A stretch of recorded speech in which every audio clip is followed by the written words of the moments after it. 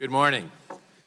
The Judiciary Committee will come to order, and without objection, the chair is authorized to declare recesses of the committee at any time.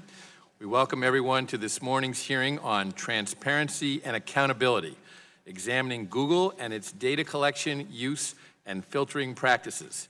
Before I recognize myself and the ranking member for opening statements, I'd like to recognize our first witness, the Majority Leader, Kevin McCarthy of California, for his statement.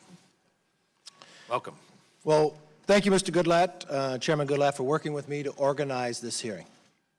I want to thank Sundar Pichai for testifying on Capitol Hill. We appreciate and note your willingness to travel here and answer our questions. First, in a private setting in September, and now in a public setting. Google is one of the most valuable companies in America because of what it does. Google's search engine organizes the entire internet and by extension, almost all the information in the world. This is hardly an exaggeration. Here's a statistic you will hear a lot today, but it bears repeating. According to the Wall Street Journal, 90% of all internet searches go through Google. That is power, and it comes with responsibility. Mr. Pichai, it was necessary to convene this hearing because of the widening gap of distrust between technology companies and the American people. For our country and economy to grow stronger, the American people must be able to have trust in the great companies of the 21st century. We can alleviate some of their concerns today with transparency and candor. I hope we can begin to restore trust in the technology companies that shape our world, but we need answers. We need to know first that Google is committed to the free market ideals of competition and entrepreneurship that launched its revolutionary products to begin with. Second, we need to be sure that any political bias within Google's workforce does not creep into its search products. Third, we need to know that Google is living up to America's belief in free expression and human rights when it deals with foreign governments. Now, a word on the last subject. Right now, Google reportedly is developing a censored search engine with the Chinese Communist Party. It is also developing next-generation technology on Chinese soil and in conjunction with Chinese national champions like Tencent. Technology that the administration considers a national priority. Now, this news raises a troubling possibility that Google is being used to strengthen China's system of surveillance, repression, and control.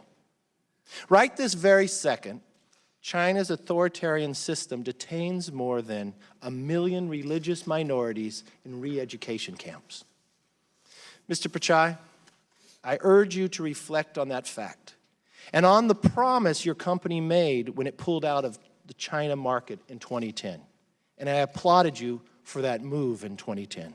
Back then, Google promised it would not censor its search results in China or compromise its commitment to a free and open internet.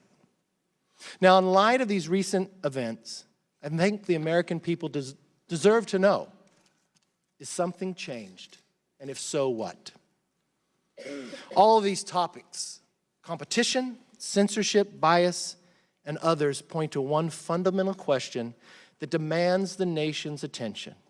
Are America's technology companies serving as instruments of freedom or instruments of control? Are they fulfilling the promise of the digital age? Are they advancing the cause of self-government? Or are they serving as instruments of manipulation, used by powerful interests and foreign governments to rob the people of their power, agency, and dignity? I believe we need to grapple with these questions together as a nation. Because the free world depends on a free internet. We need to know that Google is on the side of the free world, and that it will provide its services free of anti-competitive behavior, political bias, and censorship. I want to thank you again for being here and answering these questions. I look forward to listening to the answers with a very open mind, and I yield back. I'd now like to invite Mr. Pichai to take his seat at the witness table.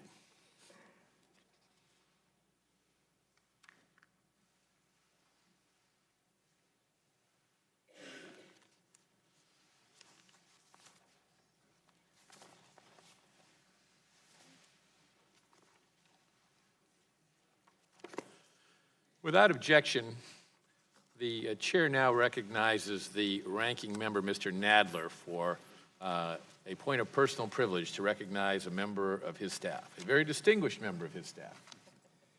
Thank you, Mr. Chairman. Mr. Chairman, I want to take a moment to recognize Danielle Brown, whose last working day for the committee is tomorrow.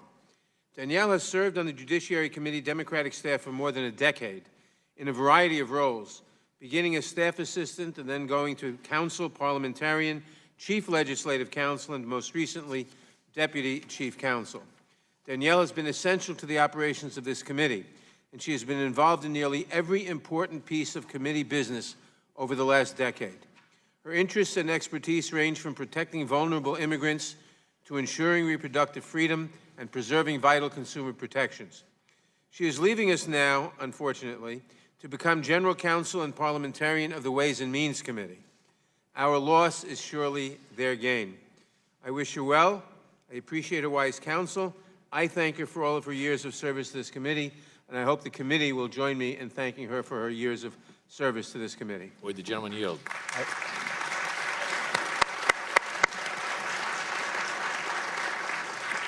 I will yield to the chairman. I thank the gentleman for yielding. I would like to join him in thanking Danielle for her service to this committee. She has worked with members on both sides of the aisle. She has worked with the majority staff very productively, very cooperatively on a great many issues that have made this committee not only more productive, but also operating in a fashion that has resulted in a number of bills getting from this committee all the way to the president's desk, whether that president be Barack Obama or Donald Trump. That's an accomplishment that this entire committee should be proud of, and Danielle should be proud that she's played an important part in doing that. And I thank you.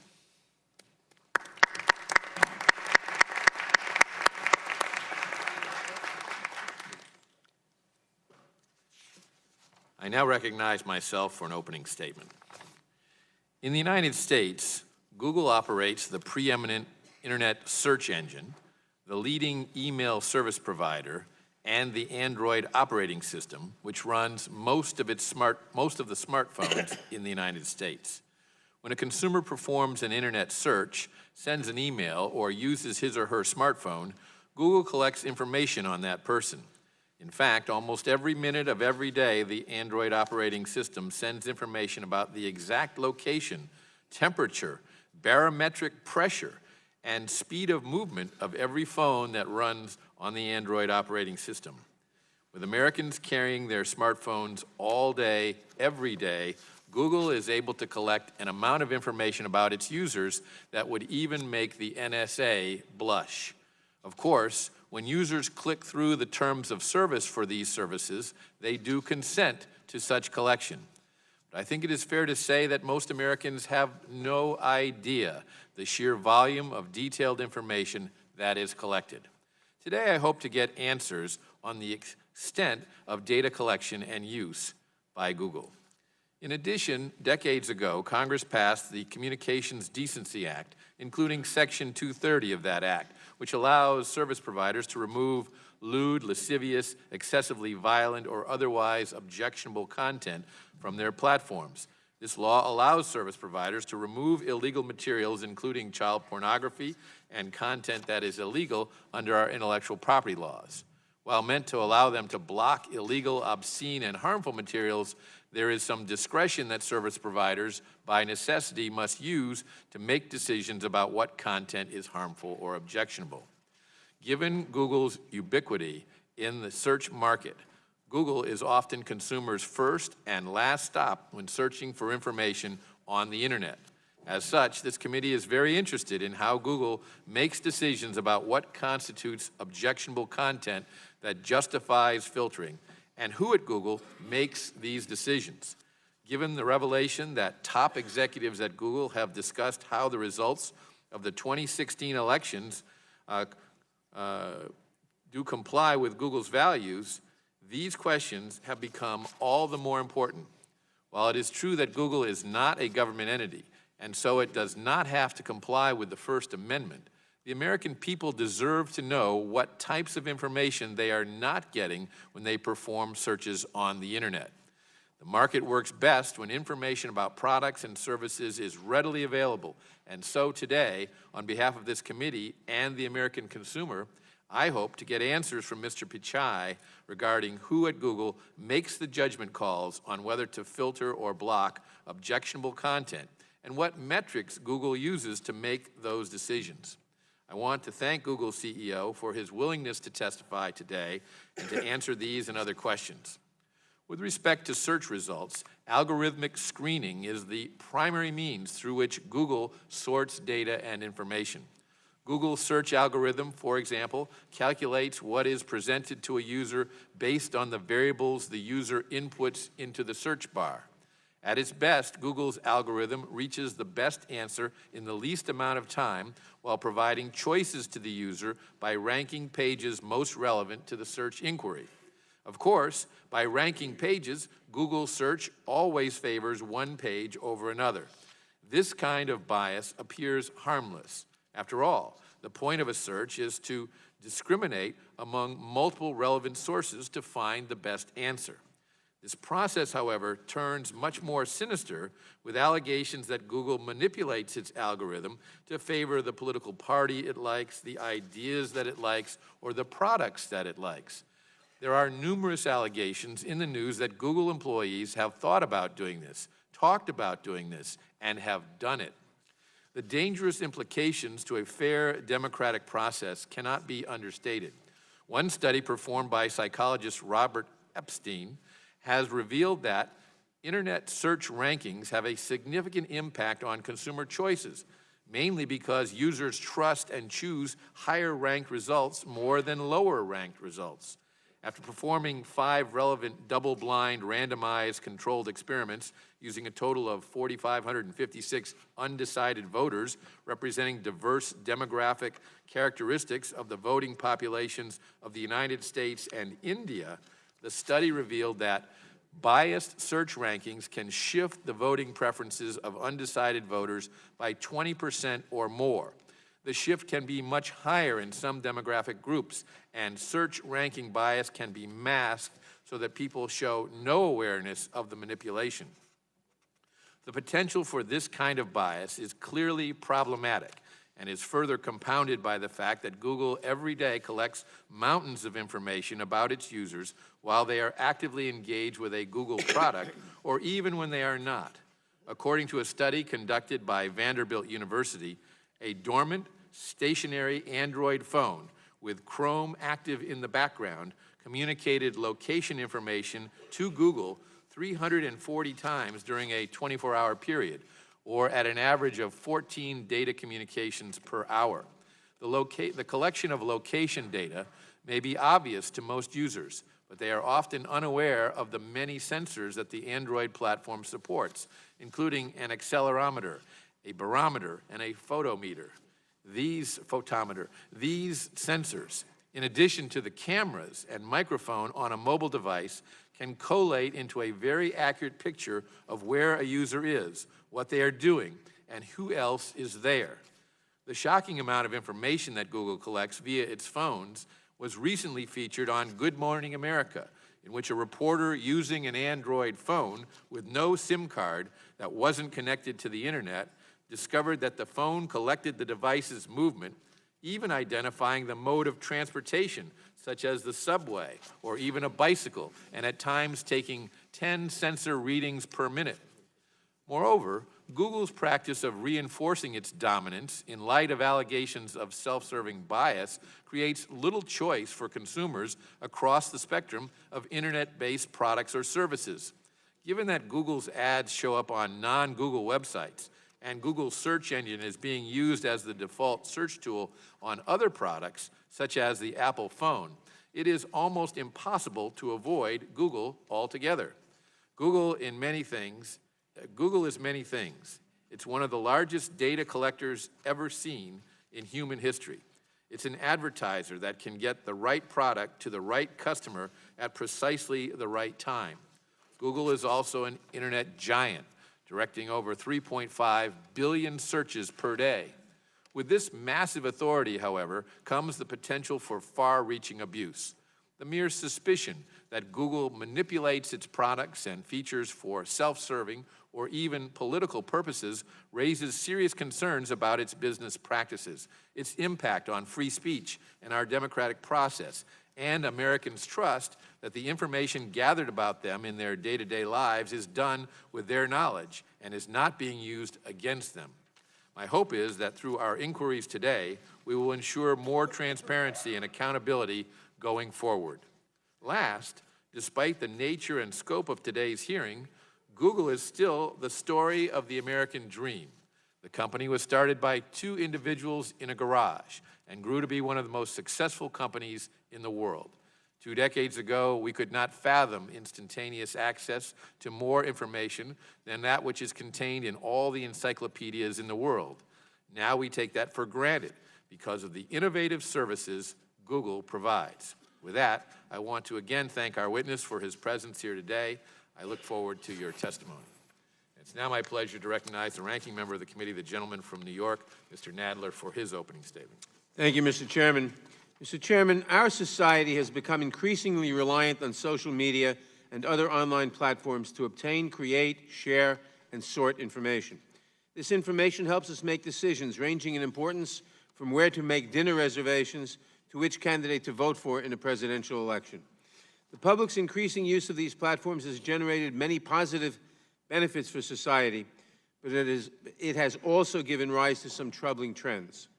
Google is among the dominant firms in this field. As such, given the public's widespread use and reliance on its products and services, there are legitimate questions regarding the company's policies and practices, including with respect to content moderation and the protection of user privacy. But before we delve into these questions, I must first dispense with a completely illegitimate issue, which is the fantasy, dreamed up by some conservatives, that Google and other online platforms have an anti-conservative bias. As I have said repeatedly, no credible evidence supports this right-wing conspiracy theory.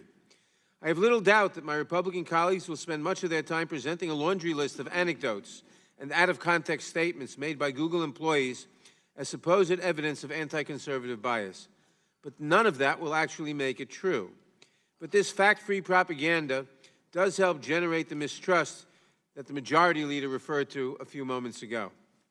And even if Google were deliberately discriminating against conservative viewpoints, just as Fox News and Sinclair Broadcasting and conservative talk radio hosts like Rush Limbaugh discriminate against liberal points of view, that would be its right as a private company to do so, not to be questioned by government.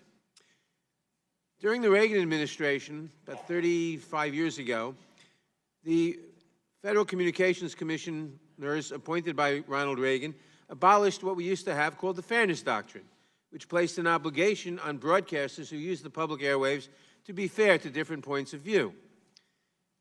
This question might be relevant if the Republican members wanted to bring back the Fairness Doctrine and expand its scope to social media companies. I doubt we will see any interest in doing so. But we should not let the delusions of the far right distract us from the real issues that should be the focus of today's hearing. For example, we should examine what Google is doing to stop hostile foreign powers from using its platform to spread false information in order to harm our political discourse. It has been more than 2 years since the 2016 election, yet this committee has not held a single hearing focused on Russia's campaign to manipulate online platforms to undermine American democracy, despite the fact that it is the consensus view of our intelligence agencies that Russia engaged in a massive disinformation campaign to influence the 2016 election. I hope that Mr. Pichai can tell us what actions Google has taken to counter this unprecedented attack and what gaps remain in its defenses without being so specific as to give a guidance to foreign powers. This may help Congress determine what more can be done to further insulate our democratic processes from foreign interference. We should also examine how Google enforces community standards that prohibit racist or bigoted threats and other inappropriate conduct. While Internet platforms have produced many societal benefits, they have also provided a new tool for those seeking to stoke racial and ethnic hatred. The presence of hateful conduct and content on these platforms has been made all the more alarming by the recent rise in hate-motivated violence. According to statistics recently released by the FBI, reported incidents of hate crimes rose by 17% last year compared to 2016, marking the third consecutive year that such reports have increased. The horrible massacre at the Tree of Life Synagogue in Pittsburgh, the recent murder of an African-American couple in a Kentucky grocery store, the killing of an Indian engineer last year in Kansas are sadly not isolated outbursts of violence, but the most salient examples of a troubling trend. We should consider to what extent Google and other online platforms may have been used to foment and to disseminate such hatred, and how these platforms can play a constructive role in combating its spread. As the dominant player in its field, Google possesses significant market power. It is also useful to examine its policies and practices to ensure that other companies are able to compete in an open and fair marketplace. There are also concerns about the prevalence of pirated material available on Google and other internet platforms at the expense of legitimate content. Finally, it is important to know what Google is doing to protect its users' data privacy and data security. The Wall Street Journal recently reported that Google discovered last March that a bug in its social media platform Google+ had exposed the private profile data of up to 500,000 users to third-party developers, but it opted not to disclose the issue publicly, not even to those who may have been affected at the time. And just yesterday, the company announced that it had discovered another Google+ bug that may have exposed the private profile data of millions of users. While Google has so far found no evidence that developers have in fact abused these bugs, or that any user profile data has been misused in any way, incidents like this still raise legitimate questions about what types of data exposures a company is obligated to disclose publicly. It also raises questions about how much control users should have over their own data and how such control should be regulated. I am also disturbed by recent reports that Google is developing a search engine for the Chinese mainland market. According to these reports, this search engine would not only accommodate Chinese government censors, it might allow the Chinese government to track individuals by linking search terms to the user's mobile phone number. Unfortunately, in this, our fourth hearing devoted to entirely fictitious allegations of anti-conservative bias by internet companies, we will waste more time and more taxpayer money on elevating well-worn right-wing conspiracy theories instead of concentrating on the substantive questions and issues that should be the focus of our hearings. Our committee can and must and will do better. I yield back the balance of my time. Thank you, Mr. Nadler. We welcome our distinguished witness, and if you would please rise, I'll begin by swearing you in. Please raise your right hand. Do you swear that the testimony that you are about to give shall be the truth, the whole truth, and nothing but the truth, so help you God? I do. Thank you. Let the record show that the witness answered in the affirmative. Our only witness today is Mr. Sundar Pichai. Mr. Pichai is the Chief Executive Officer of Google. Your written statement will be entered into the record in its entirety, and we ask that you summarize your testimony in 5 minutes. To help you stay within that time, there's a timing light on your table. When the light switches from green to yellow, you have 1 minute to conclude your testimony. When the light turns red, it signals your 5 minutes have expired. Mr. Pichai, you are very welcome, and you may begin. Chairman Goodlatte, Ranking Member Nadler, distinguished members of the committee, thank you for the opportunity to be here today. I joined Google 15 years ago and have been privileged to serve as CEO for the past 3 years. But my love for information and technology began long before that. It's been 25 years since I made the US my home. Growing up in India, I have distinct memories of when my family got its first phone and its first television. Each new technology made a profound difference in our lives. Getting the phone meant I could call ahead to the hospital to check that the blood results were in instead of taking a 2-hour trip there. And the television, well, it only had one channel, but I couldn't have been more thrilled by its arrival. Those experiences made me a technology optimist, and I remain one today. Not only because I believe in technology, but because I believe in people and their ability to use technology to improve their lives. I'm incredibly proud of what Google does to empower people around the world, especially here in the US. I'd like to take a moment to share a bit of background on that. 20 years ago, 2 students, one from Michigan and one from Maryland, came together at Stanford with a big idea: to provide users with access to the world's information. That mission still drives everything we do, whether that's saving you a few minutes on your morning commute or helping doctors detect disease and save lives. Today, Google is more than a search engine. We are a global company that's committed to building products for everyone. That means working with many industries, from education and healthcare to manufacturing and entertainment. Even as we expand into new markets, we never forget our American roots. It's no coincidence that a company dedicated to free flow of information was founded right here in the US.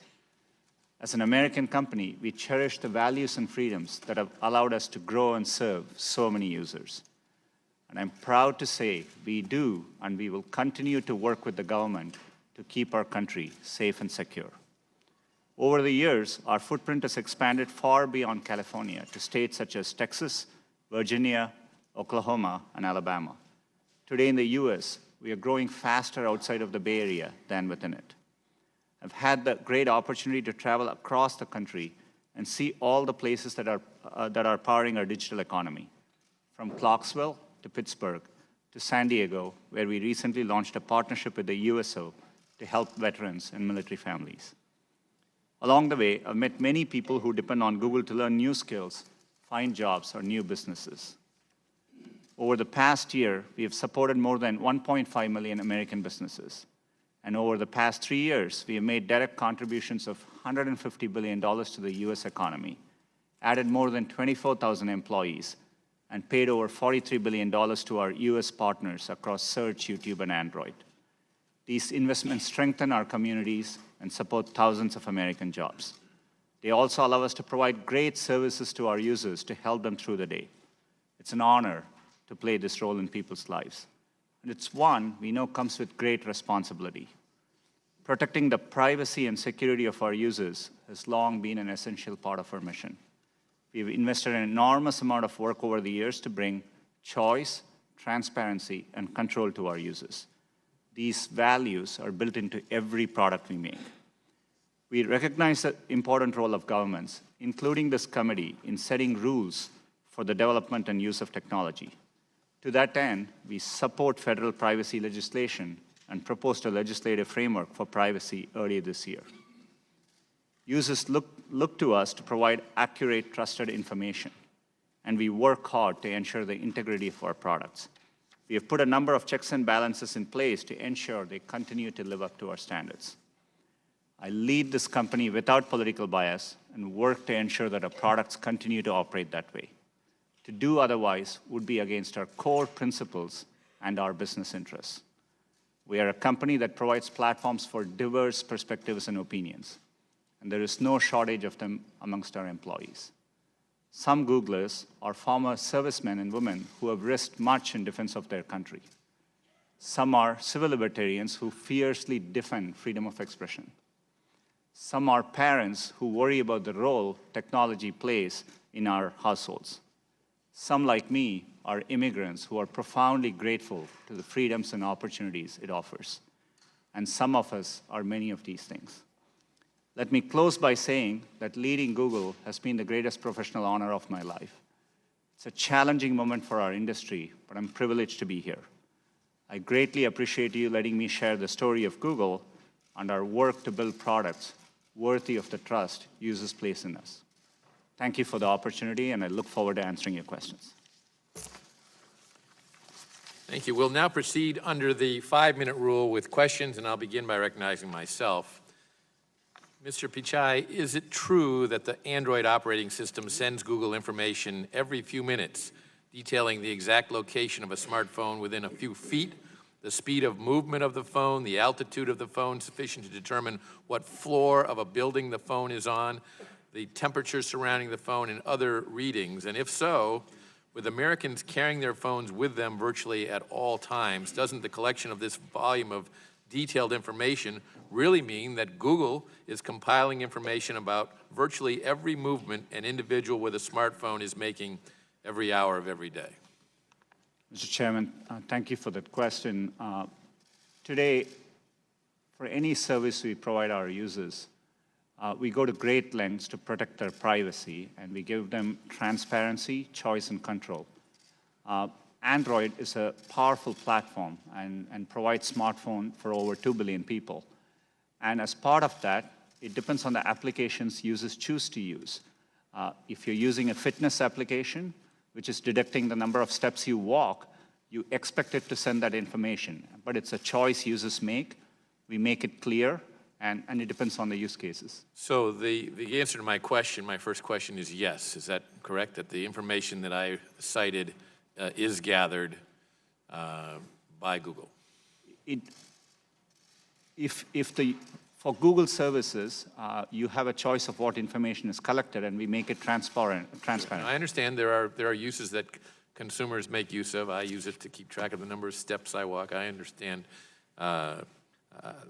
that service that one of your competitors provides, so I understand that purpose. But do you think the average consumer understands that Google will collect this volume of detailed information when they click through the terms of service agreements in order to use the Android operating system?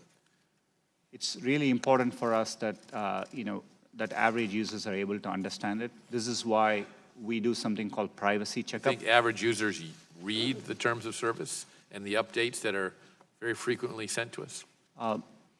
Beyond the terms of service, we remind users to do a privacy checkup, and we make it very obvious. Every month, in fact, in the last 28 days, 160 million users went to their My Account settings, where they can clearly see what information we have. We actually show it back to them, and we give clear toggles by category where they can decide whether that information is collected, stored, or more importantly, if they decide to stop using it, we work hard to make it possible for users to take their data with them if they choose to use another service.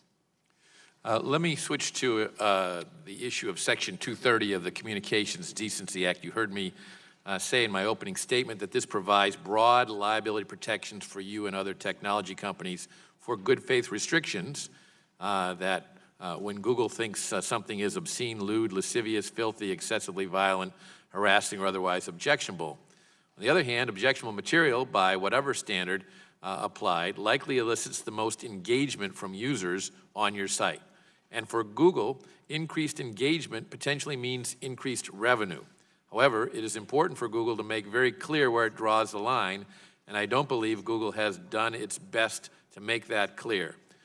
So what I would ask is the following. Would Google or YouTube be willing to make changes in support of a healthier civic dialogue if doing so meant a drop in user engagement metrics? Absolutely, Mr. Chairman. We have a long track record of, we've always focused on long-term goals towards user satisfaction. We focus on their knowledge, happiness, success, and that's what we work hard to create. It is important to us that platforms like YouTube are viable over the long run. It's in our natural incentive to do so. YouTube is a place where users, advertisers, and content creators who make their livelihoods use the platform. And so we want to make this work in a sustainable way. When it comes to political advertising, as you know, some of your competitors in other advertising media are required by law to offer the same rate, the lowest rate, as a matter of fact, to all political candidates. So, for example, that's true in television and radio. Would Google, should competing political candidates be charged the same effective ad rates to reach prospective voters? Our advertising products are built without any bias, and the rates are competitive, set by a live auction process. So depending on the keywords for which you're bidding for, depending on the demand there is in the auction, the prices are automatically calculated. So, the system decides that based on supply and demand. I understand it's automatically calculated, but could two competing political candidates targeting the same audience see different ad rates? And if yes, could that disparity be substantial? There wouldn't be a difference based on any political reasons unless there are keywords which are of particular interest and the market determines it. So it's essentially a supply-demand equilibrium. It can lead to difference in rates, but it will vary from time to time. Can those rates be very substantial in difference? There could be occasions where, yes, there could be difference in rates. Yeah, I haven't looked at the specifics of it. Yeah. So the result is different than in other markets like television or radio, where every candidate is entitled to the lowest rate that television station or radio station offers to any political candidate for office. There could be variations based on the time of the day, the keywords you're choosing to go for, the geographies you're advertising in. But it's decided by the system, and it's a process we have done for over 20 years. And let me assure you, anything to do with our civic process, we make sure we do so in a nonpartisan way, and it's really important for us. Thank you. The chair recognizes the gentleman from New York, Mr. Nadler, for 5 minutes. Thank you, Mr. Pichai. According to media reports, Google found evidence that, well, let me go to the other one first. Google found a bug in its Google Plus social media platform that could have potentially exposed the private data of up to 500,000 users without the consent to third-party developers. Google, however, did not disclose this bug until months later after it was revealed by a report in the Wall Street Journal. Yesterday, as I mentioned before, you announced another bug. What legal obligations is the company under to disclose data exposures that do not involve sensitive financial information, but still involve private personal data like a user's name, age, email address, or phone number? Congressman, we take privacy seriously. The bugs you mentioned are bugs. We found them by either doing an audit or using our automated testing systems. Whenever we find any bugs, we follow, it gets escalated to our Privacy and Data Protection Office, and we comply with. All right, I'm not criticizing what you do. I'm asking what legal obligation is the company under to disclose such data exposures that don't involve financial information but still involve other personal information? It depends on the situation. We follow the requirements, and in that case, in the first case, typically we look at our legal requirements, but we go above and beyond to make sure we do the right thing for our users. In the first case, both there was no evidence data was misused, and we couldn't accurately I understand all that, but my question is, what legal obligations are there? Today, right now, if you have found a bug, and you've ascertained, once you've done the investigation and you've ascertained the users who are eligible for notification, my understanding is you have 72 hours, and we both notify users as well as regulators in that time frame.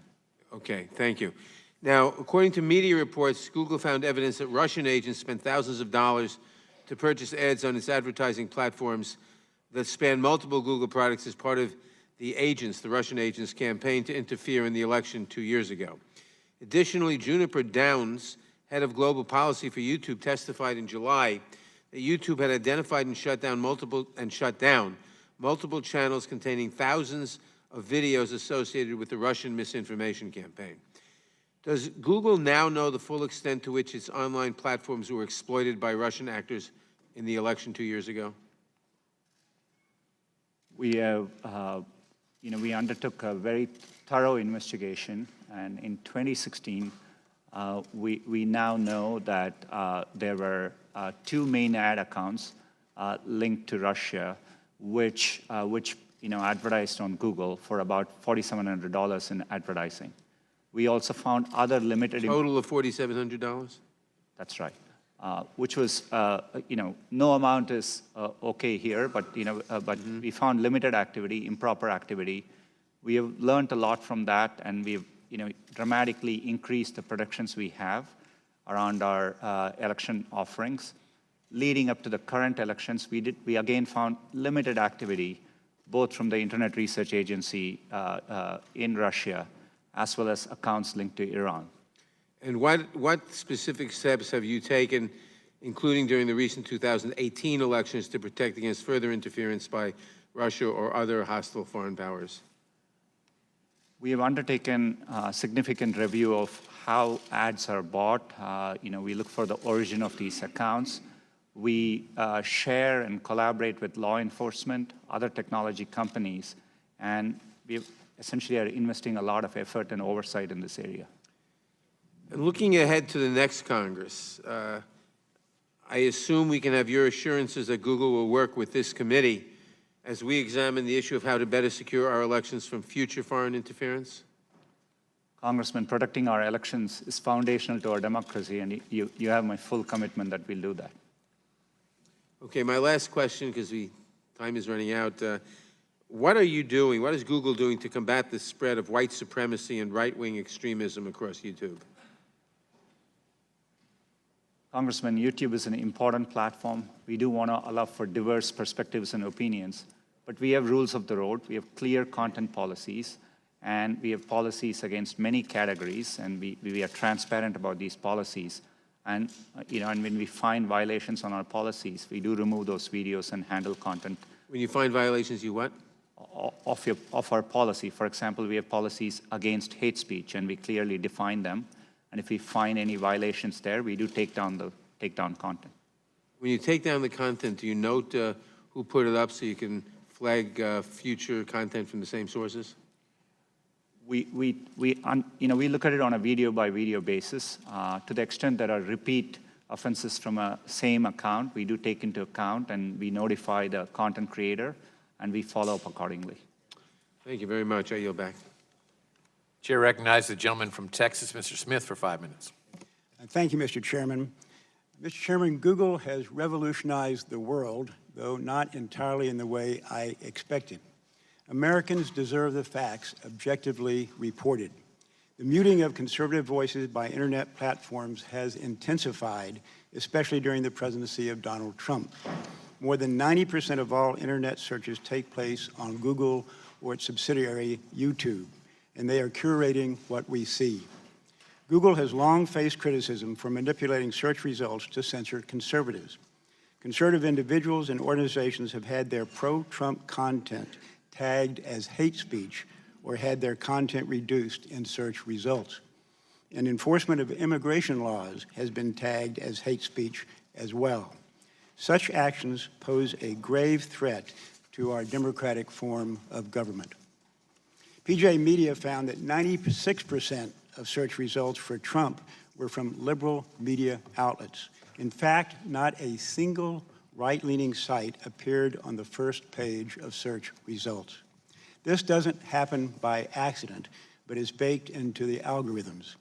Those who write the algorithms get the results they must want, and apparently management allows it. Dr. Robert Epstein, a Harvard-trained psychologist, authored a study recently that showed Google's bias likely swung 2.6 million votes to Hillary Clinton in the 2016 election. Google could well elect the next president with dire implications for our democracy. This should be of real concern to all but the most politically partisan. Those at the top set the tone. It will require a Herculean effort by the chief executive and senior management to change the political bias now programmed into the company's culture. And Mr. Pichai, let me ask my first question about those examples of political bias that I just mentioned, and you're going to hear others too. In your opening statement, you mentioned your desire to provide information that was without political bias. Clearly, that's not working. So what are you going to improve that situation? Congressman, thanks for the question. If I may, some of the studies you mentioned, we have investigated those. There are other studies which have looked at it. We have found issues with the methodology and the sample size and so on. But let me step back and say, providing users with high quality, accurate, and trusted information is sacrosanct to us. It's what our principles are, and our business interests, our natural long-term incentives are aligned with that. We want to serve users everywhere, and we need to earn their trust in doing so. Right. So what actions are you going to take to try to counter the political bias in some of those examples that I just gave? I mean, they're irrefutable, so it occurs. You have to take some responsibility for that bias. What do you intend to do about it? Congressman, with respect, Dr. Epstein's study, we have investigated. We don't agree with the methodology. Happy to follow up with your office and give our findings on that study. When we look at it, we evaluate our studies to evaluate our search results. Today, we use a very robust methodology, and we've been doing this for 20 years. making sure the results are accurate is what we need to do well, and we work hard to do that. What does methodology have to do with the fact that 96% of the references to Trump are from liberal media? There are always studies, which can show one set of data and arrive at conclusions. But we have looked at results on our top news category. We find that we have a wide variety of sources, including sources from the left and sources from the right, and we are committed to making sure there's diverse perspectives. By the way, the study that I referred to was done by a self-proclaimed Democrat who voted for Hillary Clinton and said he regretted to find what he found, but he felt it was irrefutable and no one has been able to disprove him. Let me go to another question, and that is clearly there may be a difference of opinion as to the degree or amount of political bias. Would you agree to allow an independent entity to study your search results for political bias? I know you've have individuals studying that now, but you appointed them. Would you allow a third-party, independent, outside organization to study your search results and cooperate with them to determine the degree, or if any, of political bias? Congressman, if I may make 2 points. One is, today there have been independent third-party studies looking at search results. The Economist did it. But you chose those third parties. I'm talking about someone truly independent. We didn't choose those third parties. I mean, they completed those studies. The second is we are transparent as to how we evaluate search. Yes. We publish our rater guidelines. We publish it externally, right, and raters evaluate it, and that's how we are trying hard to understand what users want, and this is something important to us to get right. I'm happy to follow up and explain the methodology and the studies which have been done by independent third parties. Okay. To my knowledge, again, you have picked those third parties, and I'd like to have someone truly independent study those results, number one. Number two, also to my knowledge, you've never sanctioned any employee for any type of, for manipulating the search results whatsoever. Is that the case? The time of the gentleman has expired, but Mr. Pichai will be allowed to answer the question. And very quickly, it's not possible for an individual employee or groups of employees to manipulate our search results. We have a robust framework, including many steps in the process. Well, and my time is up. Let me just say I disagree. I think humans can manipulate the process. It is a human process at its base. Thank you, Mr. Chairman. Yield back. Chair recognizes the gentlewoman from California, Ms. Lofgren, for 5 minutes. Thank you, Mr. Chairman, and thank you for being here, Mr. Pichai.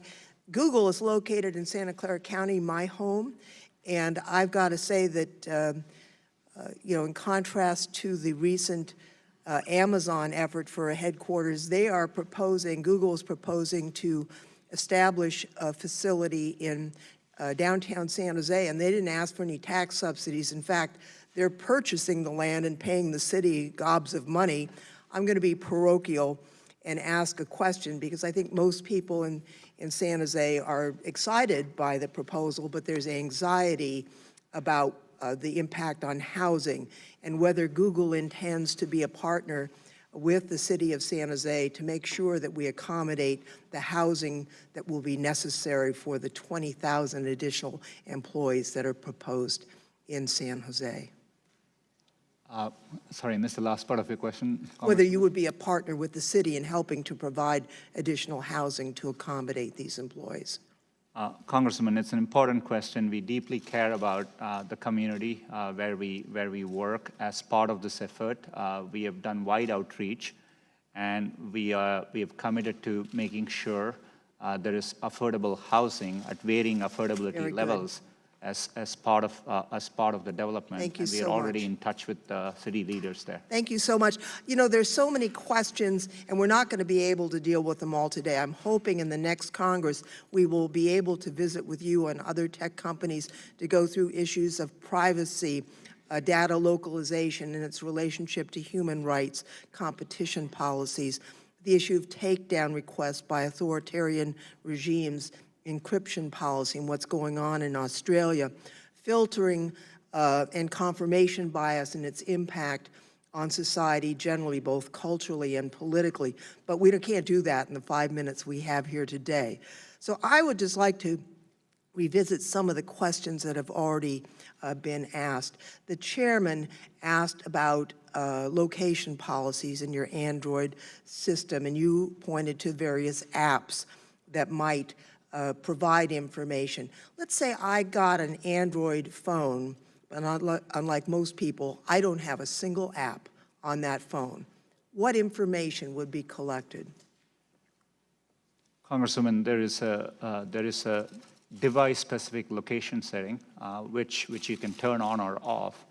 And Let's say I turn it off. Turn it off, there's no location information sent from that device. Okay.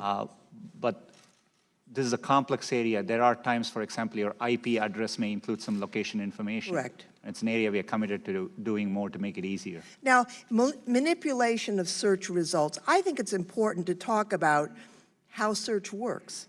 Right now, if you Google the word idiot under images, a picture of Donald Trump comes up. I just did that.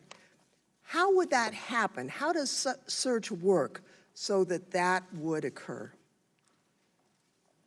We provide search today for any time you type in a keyword. We, as Google, we've gone out and crawled and stored copies of billions of web pages in our index, and we take the keyword and match it against web pages and rank them based on over 200 signals. Things like relevance, freshness, popularity, how other people are using it. And based on that, at any given time, we try to rank and find the best results for that query. And then we evaluate them with external raters to make sure that, and they evaluate it to objective guidelines. And that's how we make sure the process is working. So it's not some little man sitting behind the curtain figuring out what we're going to show the user. It's basically a compilation of what users are generating and trying to sort through that information. Last year, we served over 3 trillion searches, and just as a fact, every single day, 15% of the searches Google sees, we have never seen them before. So, this is working at scale, and we don't manually intervene on any particular search result. I would just like to note, from time to time, my colleagues on the other side of the aisle complain that they hear an individual engineer appears to be a Democrat. And I just like to put this in context. In Santa Clara County, Donald Trump in the 2016 election got 20% of the vote. That's how much of the vote he got. So it's not a surprise that the engineers who live in Santa Clara County would reflect that general political outcome. That has nothing to do with the algorithms and the really automated process that is the search engine that serves us. If we didn't have Google, we wouldn't be able to find any information in the efficient way that we do. I look forward next year to working with you on some of the very serious questions that we face. It's pretty obvious that bias against conservative voices is not one of them. Thank you very much. My time has expired, Mr. Chair. The chair recognizes the gentleman from Ohio, Mr. Chabot, for 5 minutes. Thank you, Mr. Chairman. And Mr. Pichai, let me start out with something real quickly. We've heard several times this morning the mention that 90% of the time that a person, he or she, does an internet search, that it's through Google. Would you basically agree that that's true? More than ever, there are many ways users access information. Just to give an example, if you're trying to shop, if you're trying to buy something, more than 50% of product searches originate with Amazon in the US today. If you're looking for information on news, today you can get it from more sources than ever before. But do you dispute then the 90% number? Our internal, it's tough for us to assess the numbers. There are external studies which have shown different numbers, including lower numbers than that. Okay. Now, you've heard the allegation this morning. I know you dispute it, but you've heard the allegation that there's a bias in favor of liberal or progressive points of view and against a more conservative point of view. You've heard that this morning already, is that correct? Yes, I'm... Okay. Let me tell you now about a firsthand experience that I've had. I do a weekly blog. I've been doing it for the better part of 9 years now. And a while back, Republicans in the House passed legislation to repeal and replace Obamacare. Our bill was called the American Health Care Act, or the AHCA. When I was writing my blog about that, I Googled American Health Care Act, and virtually every article was an attack on our bill. Article after article alleging that our bill would result in millions and millions of people losing the great care that they were supposedly getting under Obamacare. I would argue that was completely false, but it wasn't until you got to the third or fourth page of search results before you found anything remotely positive about our bill. Let me give you a second example. The Republican tax cut bill was passed about a year ago, the Tax Cuts and Jobs Act, same story. Article after article attacking the Republican tax cut plan, alleging the tax cuts only went to the rich when, in actuality, about 85% of taxpayers got their taxes cut, including millions and millions of middle-class taxpayers. And once again, to find any article that had anything remotely good to say about our plan, you had to go deep into the search results. Now, I know Google's attitude. The algorithm made us do it, but I don't know that I buy that. How do you explain this apparent bias on Google's part against conservative points of view, against conservative policies? Is it just the algorithm, or is there more happening there? Congressman, I understand the frustration at seeing negative news, and I see it on me. On Google, there are times you can search on Google, and page after page there's negative news which we reflect.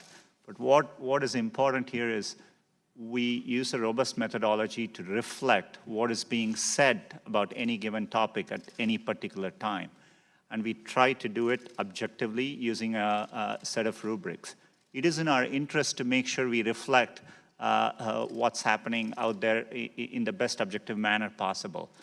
I can commit to you and I can assure you, we do it without regards to political ideology. Our algorithms have no notion of political sentiment. I guess, not that I'm going to run out of time here. I apologize for interrupting, but and I sincerely believe that you believe what you're saying here. But you've got almost 90,000 employees. Somebody out there is doing something that just isn't working if you're looking for unbiased results. And I've seen this firsthand. Time after time. I just mentioned two of the most obvious ones that people would remember. Yeah, those bills, heard about those. So I've seen it. If what I've described and some others, I'm sure you're going to hear other examples. If it is happening, do you see how conservatives believe that your company is kind of putting their thumb on the scale, so to speak, that you're in effect picking winners and losers in political discourse out there in America today, and therefore actually affecting elections? And do you see why conservatives would be concerned about this and why we're asking these kinds of questions today? There's a lot of people that think what I'm saying here is happening, and I think it's happening. So I've only got about 20 seconds to go, but I'll yield it to you. Congressman, it's important to me that I understand these concerns. This is why I've been trying to reach out and meet people. We've done outreach. We want to explain how these things work. We are happy to look at independent studies. It's important to us to demonstrate that our products work without any bias, and we build our products in a neutral way. And I'm happy to follow up and look forward to getting a chance to explain it better. Thank you very much, and I appreciate your willingness to follow up, because I think a lot of people have a lot of questions. And I know I'm already out of time, but let me also thank Google for one thing. I happen to be chair of the House Small Business Committee, and your company has worked with an awful lot of small businesses all across the country, created a lot of jobs, and I commend you for that. Yield back. The chair recognizes the gentleman from the gentlewoman from Texas, Ms. Jackson Lee, for 5 minutes. Good morning, Mr. Pichai. I'm right here. It's a pleasure to have you here this morning. I'm going to try and answer or offer to you questions initially that require just a yes or no answer, if you would. Does Google choose conservative voices over liberal voices? We approach our work without any political bias. We build it in a neutral way. Answer is no, or yes or no? No, Congressman. If hate speech provokes violence, Is that the definition beyond other aspects that you consider that you would take it down? I know there are other aspects, but particularly encouraging violence. Does that get taken down? In primary purpose of inciting violence is what we consider as hate speech. Yes, Congressman. And it would be taken down? Yes, we would remove. I want to just take note of the fact that I look forward to best practices when we start the 116th Congress in terms of having more hearings. My view is that this committee has washed its hands clean of engaging in meaningful oversight of technology platform efforts to sift through content being sold by hostile foreign actors claiming to heighten social division at the peril of democracy. I won't ask a question on that, but I will make mention of the Universal Declaration of Human Rights, Article 12, which says no one should be subjected to arbitrary interference with his privacy. And it's been noted that Google does engage in reviewing emails. Would you commit to adhering to Article 12 of the Declaration of Human Rights that relates to protecting the privacy of individual emails? You know, we think privacy is an important individual right. It's an important human right, and we are committed to upholding that and happy to engage in any discussions with respect to that. I'd like to do so. We know that building the U.S. economy through innovation is very important. I would like to know whether or not you would be open to Google involving the AI economy to non-traditional areas of social economic groups. Data shows the impact of not having that access. Would you be welcome, or would you welcome invitations to those communities to do more than what has been done? Definitely, absolutely, yes. You received a letter from the Senate a few weeks ago regarding illegal drug sales. It's quite extensive, and my question is, have you made any efforts to deal with the facilitating of sale of counterfeit, substandard, and falsified medicines sold through illegal online pharmacies? Congressman, this is a national crisis. We have undertaken a lot of work in this area. We just recently rolled out, we participated in National Take Back Day. In Google Maps, we showed drop-off locations. We work with law enforcement here, and just last week, we received a corporate citizenship award from Partnership for Drug-Free America, and we are very committed to doing more work in this area. We applauded you in 2010 when Google took a very powerful stand of principle and democratic values over profits and came out of China. I am concerned that you are now going back into China and upholding the dragonfly procedures which would help censor Chinese persons seeking a lifeline of democracy and freedom. How can you do that, and what are you doing to minimize or to indicate that this is not best practices? Congressman, at the outset, right now we have no plans to launch in China. We don't have a search product there. Our core mission is to provide users access to information, and getting access to information is an important human right. So we are always compelled across the world to try hard to provide that information. But right now there are no plans to launch search in China.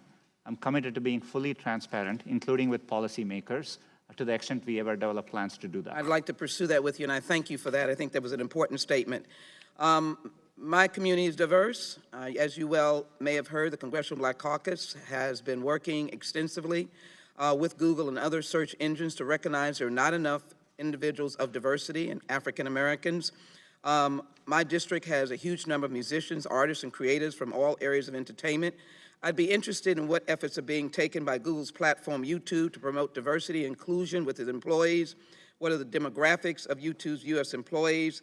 And also, how is YouTube currently distributing resources for U.S. diversity? But the focus is on diversity. What are you doing? YouTube is a great message, and there is a whole population growing of diverse persons, including African Americans.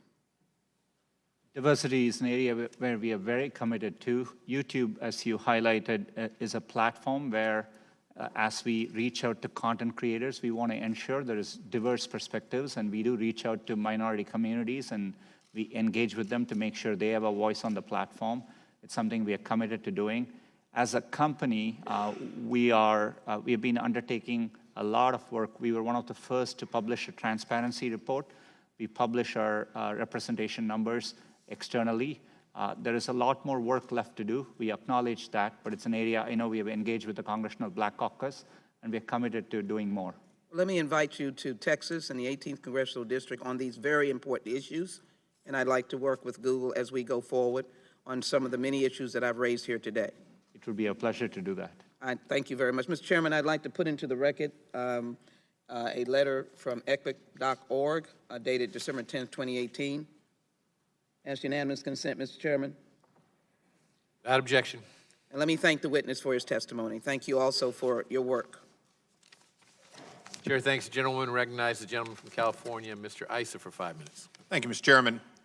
Mr. Pichai, I would like to follow up on some of the gentlemen that came before me on this side of the dais who talked about the bias. And I know that the gentlelady from Texas and some of the others said there is no bias. But I'd like to pick up where Sheila Jackson Lee just left off, because I think it's important. She used numbers and outcome that she either has or believes exist to say that you have to do better in the minority community. Do you agree with that? As a company, we are committed to making sure... No, but statistically, the outcome that she measures is how she asks you to do better, because your outcome is insufficient relative to the size of her community. Do you agree with that? You know, I interpret it as we today don't have enough representation internally. Very good. You got her point. Now, here's the point that I think we're giving. If you measure the outcome, such as some of those that were just listed by the gentleman from Texas and Ohio, what you find is that there is an appearance of bias, including, quite frankly, the outcome of search engines, even the question of whether if I pay for advertising and my Democratic opponent pays for advertising, if the characteristic of what we happen to search for somehow is more expensive if you're trying to get conservative than Republican. Those are outcome events. Will you commit to look in the case of potential political bias in all aspects of your very large company, to look at the outcome, measure the outcome, and see if, in fact, there is evidence of bias using that, and then work backwards to see if some of that can be evened to what would appropriately be the outcome? Do you see my point there? Congressman, I understand. We don't want any, while I'm confident we don't approach our work with any political bias, I think it's important to me that we always look at outcomes and we assess to make sure there's no evidence of bias. And the reason I give you this point, for most of my adult life, there have been laws on the book to stop the events that Ms. Jackson Lee speaks of. We have had laws to protect minority communities. We have had laws to protect against segregation and bias.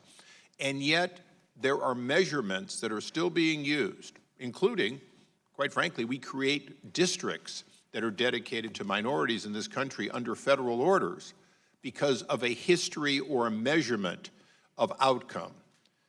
And I would ask you to seriously come back, commit to measure, and when you find an outcome that is inconsistent with that which would be ordinarily predictable, I mean, we are two parties relatively tied in the outcome of elections on a national basis. If that outcome doesn't come out similar, then in fact, you have the evidence to work backwards and see if in fact policies can be found which are causing that artificially. And which, by the way, might include an overzealous liberal crowd that simply spends more time trashing Republicans than vice versa. That might be what you find, but unless you look at the outcome, you're always going to say, well, we seem to be fair, but the outcome measured by my colleagues will, in fact, not work out. Congressman, I think it's a valid point. I appreciate it and happy to engage more and follow up on it. I want to get through just two more quick things. In your opening statement and in the questions you've asked, you have talked about turning off location and other data collection. And there are two things that I'm concerned about. Can you commit, as you go through generation 15, 16, 17 of your software, to improve the dashboard, the transparency, and the tools available to teach people how to protect their privacy how to offload data, how to, in fact, turn off things they may not want to have in order to gain privacy? It's an area we want to do better. I want to acknowledge as the company has grown a lot, there is complexity, and it's something I do think we can do better. More than we do today show clear dashboards with the data and give controls, but we want to simplify it, make it easier for average users to navigate these settings, and it's something we are working on. And I will tell you, each time I try to turn it on and off, refreshing my memory is a pain, because there is no simple place to go to find out how to do it. But the reality is, I agree that you do have a dashboard, most don't. I ask unanimous consent now that an article from the Wall Street Journal, October 8th of 2018, be placed in the record. Without objection. And in that article, it talks about that the user data breach. And it also makes us aware that there's a memorandum at Google, and that memorandum has been requested by multiple members of Congress, including Senator Thune. Would you commit to provide that memorandum to Congress so that we can know more about the internal workings related to this breach? I'm happy to have my office follow up on it. I'm not fully aware of all the specifics there, but definitely I can commit to following up with your office on it. Thank you. Thank you, Mr. Chairman. Yield back. Chair thanks the gentleman and recognizes the gentleman from Tennessee, Mr. Cohen, for 5 minutes. Thank you, Mr. Chair. Howdy. First, I'd like to follow up what Mr. Issa was talking about. I use your apparatus often, or your search engine, and I don't understand all of the different ways that you can turn off the locations. There's so many different things. Have you considered having an online school that people could go to with a Google rep, and you could kind of log in and kind of ask questions, or have Google, and not like Comcast where you get put on hold for 30 minutes and then find somebody who you can't understand. Something easy to talk to somebody and say, how do I do this or that? Congressman, we are constantly looking for better ways to do it. One of the areas is giving online tutorials, and we haven't specifically looked at an option like that, but I'm happy to take that feedback. Today, we do remind people of privacy checkups, and we walk them through a flow. Around 20 million people come to it every day, and so we do. That's online, though. That's online. But you don't have individuals. I find it's a lot easier to talk to somebody and go, this is what I want, because the other thing is frustrating. But if you could look into that, I think would help. Privacy is something I think many people, and myself included, are interested in, but sometimes it's difficult to use the device to get that. Definitely. You said that you can turn off your location history, but that still your IP address will track your information. Is that correct? All I meant, not just common to Google. Today, many internet companies do collect and sometimes store IP information for security reasons. For example, we need to know the language in which we serve your search results. There may be some location information, in there. Location turns out to be in the fabric of how people use internet today.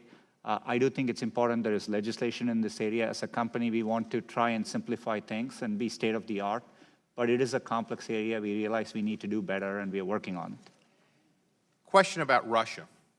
In recent months, authoritarian regimes, most prominently Vladimir Putin's regime in Russia, which seems to have first place, they're the Heisman winner of that, have used bots to manipulate YouTube's algorithms into restricting the accessibility of online content from democratic and human rights activists. Would the gentleman suspend Sure. the individual who has Stop the provided clock, us with a poster will remove that immediately from the room? Or the... Could we have the doors closed? Could we have the doors closed? Capitol Police will escort the gentleman out of the building. I feel like I'm at a USC football game and shiver them. Absolutely. Thanks. Gentleman is recognized. And I get 20 more seconds, right? Yes, without objection. All right, so in recent months, authoritarian regimes, most prominently Vladimir Putin's regime in Russia, have used bots to manipulate YouTube's algorithms into restricting the accessibility of online content from democratic and human rights activists by piling up tens of thousands of artificial dislikes to their videos. I'm aware human rights activists had met with representatives of Google to discuss this problem and find a way of amending the algorithms to prevent this abuse by authoritarian regimes, but so far no systemic solution has been found. YouTube is the main platform for democratic and human rights activists in authoritarian countries where the mainstream media are controlled by the governments. This results in YouTube algorithms as they currently operate, putting up barriers to the distribution of such content. What is YouTube and Google currently doing to address this problem? Congressman, both YouTube and Google are really committed to freedom of expression. We do want to be a platform by which people can get their messages out, and we work hard to do that. And, you know, I'm not sure of all the specifics in that particular case, but happy to follow up. But in general, we work hard. We operate around the world. Part of the reason we do it is so that we can be a platform by which people can get their messages out, and including human rights activists. But there are ways that bots could influence the algorithm by going in and disliking or whatever. Is that not right? You know, throughout our systems, we deal with, you know, spam bots and bots of many, many kinds. It's what we have worked hard over 20 years to make sure we can counter. We have several measures in place. We detect these activities, and we respond strongly. To follow up on this, should I talk? I heard on television this morning, MSNBC said you have almost 200 lobbyists, and it's amazing that they all look like Ed On. But should I just talk to one of the Ed Ons and ask him to get with you on this issue? We'll definitely have our office follow up. Yeah. Thank you, sir. And by the way, as far as MSNBC would be a news, I mean, if you're on MSNBC, wouldn't that be in your news? Is MSNBC a news provider? Is that your question? So if you, like I put my name in here, Rep. Steve Cohen, I punch news. This weekend I was on MSNBC 4 times, and yet the first thing that comes up is the Daily Caller, not exactly a liberal, but I guess well-known group. Then Roll Call, then Breitbart News, then the Memphis Business Journal, then Breitbart News, then Breitbart. So it looks like you are overly using conservative news organizations on your news. And I'd like you to look into the overuse of conservative news organizations to put on liberal people's news on Google. And if you'd let me know about that, I'd appreciate it. You know, we do get concerns across both sides of the aisle.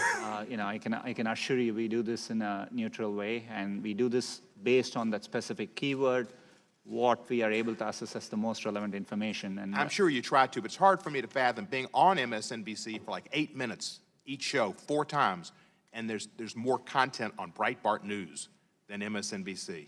That might say something about, well, I'm not going to say that. Scary. Thank you, sir.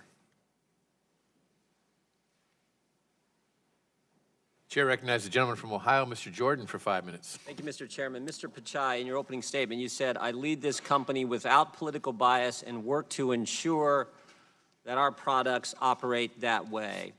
Ileana Murillo is Google's head of multicultural marketing. Does Ms. Murillo do good work? I'm not directly familiar with her work, but she's an employee of Google, and, you know, we are proud of our employees. Well, you praised her work. The day after the 2016 election, in a 4-page email she wrote about her work with the Latino vote, she said, even Sundar gave our effort a shout-out. Is she referring to you there? She was referring to my communication around translation for a different related effort. Okay, well, I'm going to look at 2 other sentences she had in that long email, again, recapping her work in the 2016 election with the Latino vote. She said this, we pushed to get out the Latino vote with our features. A few lines down in her email, she qualified that sentence, and she said, we pushed to get out the Latino vote with our features in key states. And she specifically cites the states Florida and Nevada. Near the end of her email, in a similar sentence, she says, we supported partners like Voto Latino to pay for rides to the polls in key states. With me? I want to kind of analyze those 2 sentences. We pushed to get out the Latino vote with our features in key states. We supported partners like Voto Latino to pay for rides to the polls in key states. Is it fair to say the we in both sentences, Mr. Pichai, refers to Google?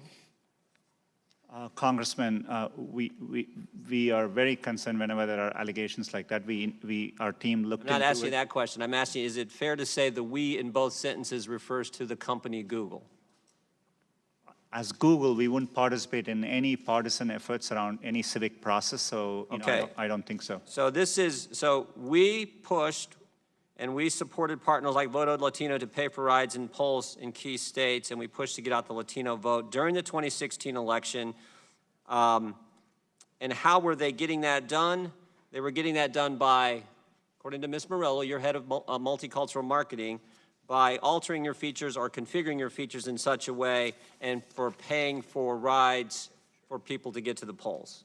Is that an accurate reading of those? That's all I'm asking. Is that fair to say what those sentences are talking about? Not aware of all the specifics, but we did look into it. We found no evidence that there were any activity like that from Google towards that organization. So she's not telling the truth? For sure, we didn't find any supporting evidence of any such activity.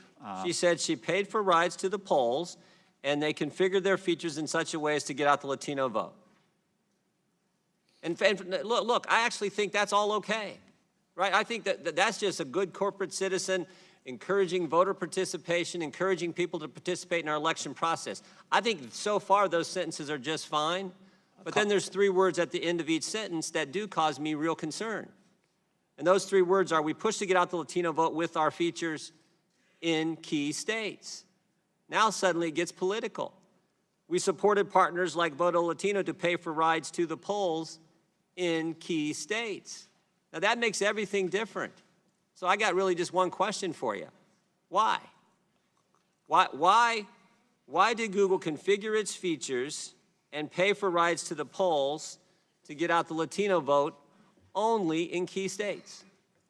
Congressman, as I said earlier, we found no evidence to substantiate those claims. The only effort we do around elections. So your head of multicultural marketing, who you praised her work in this email, gave her a shout out, was lying when she said you were trying to get out the Latino vote in key states?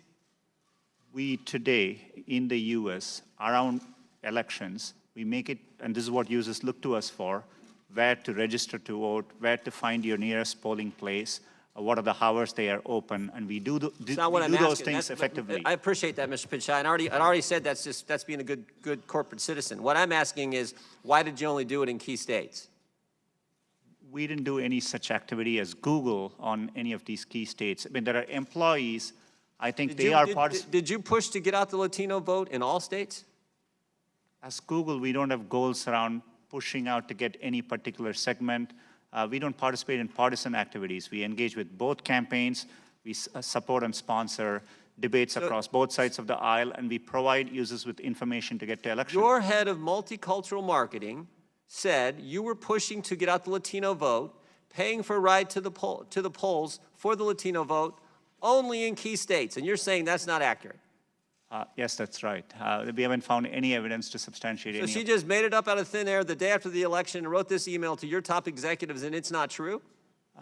Congressman, I'm happy to follow up, but I think the employees today do their own activities. We don't want the follow-up. I want the real answers right here in this committee. As I said earlier, we have looked into it. We didn't find Did you push to get out the key vote? And I would say the 2 most populous states for Latinos would be California and Texas. Did you push to get out the Latino vote and pay for people to go to the polls in California and Texas? We as a company didn't have any effort to push out votes for any particular demographic. That would be against our principles. We participate in the civic process in a nonpartisan way, and we think it's really important we do it that way. Well, I just think it's interesting, Mr. Chairman, I know I'm over time, but I think it's interesting that their head of multicultural marketing writes an email the day after the election where she talks about 71% of Latino votes voted for Hillary, but that wasn't enough. And she talks about paying for rides to the polls in key states for Latino votes to get out the Latino vote in key states. And the head of the company says that's not accurate. The time of the gentleman has expired. The witness may answer the question.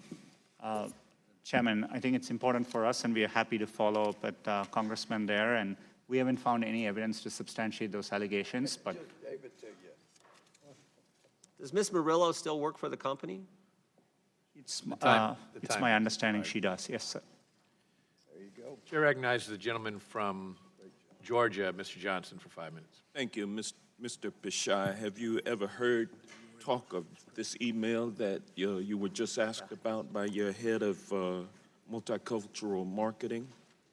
Not at that time, but later, when there was concerns expressed around it, I was made aware then. Mm-hmm. Is it true that she sent that email, or could that be fake news? My understanding is that there were emails which were sent, like the congressman referred to. But is your testimony today that Google did not configure its features to get out the Latino vote in key states? We don't build partisan features or features with any goals around affecting elections in those ways. We mainly focus our efforts on helping people register to vote. And we reach users across the United States. So anytime we do these efforts, informing people where to vote, these are used in a very distributed way, widely across the entire country. All right, thank you, sir. And Google's collection and use of consumers' data and its record of protecting consumers and their data are appropriate areas of congressional oversight. But sadly, this committee has neglected consumer protection as an area of oversight, choosing instead to squander their oversight responsibility and use its power so as to bully Google and other technology companies into minimizing negative news and comments about Republicans and, most importantly, the Trump administration. Yesterday, Google disclosed that private profile data of over 52 million users may have been exposed. I understand that you're phasing out the Google Plus platform, but many Americans trust your email platform and countless other products with their personal information. And you admit that you collect private data for use in advertising. How can we be assured, considering this new breach, that the personally identifiable information of consumers is safe with you? Congressman, it's an important question. This is why we undertake all these efforts. We do operate important products like Gmail. The reasons, building software inevitably has bugs associated as part of the process.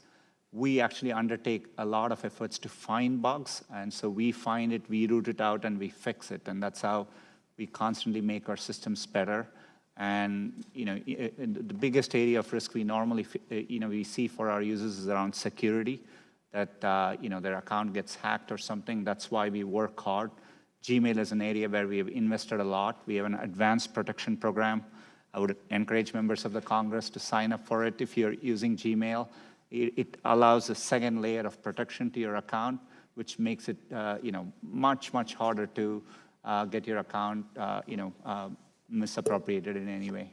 All right, thank you. Yesterday, the New York Times published an in-depth investigation of your location tracking applications that sell purportedly personally identified data. Google has said that it doesn't sell data, but as a corporation deeply involved in the business of consumer data use in advertising, your company benefits from applications that track consumer locations. How do you differentiate what Google does with geolocational data from companies with applications that track and sell the data? As a company, we do not sell user data. That would be against our principles and how we... How do you differentiate what you do with the geolocation data from companies that do sell the data? How do you differentiate what you do with that data versus what these applications that do track and sell the data do? An important source of differentiation. We do not and would never sell user data. We do give consumers preferences about how their data is used for advertising.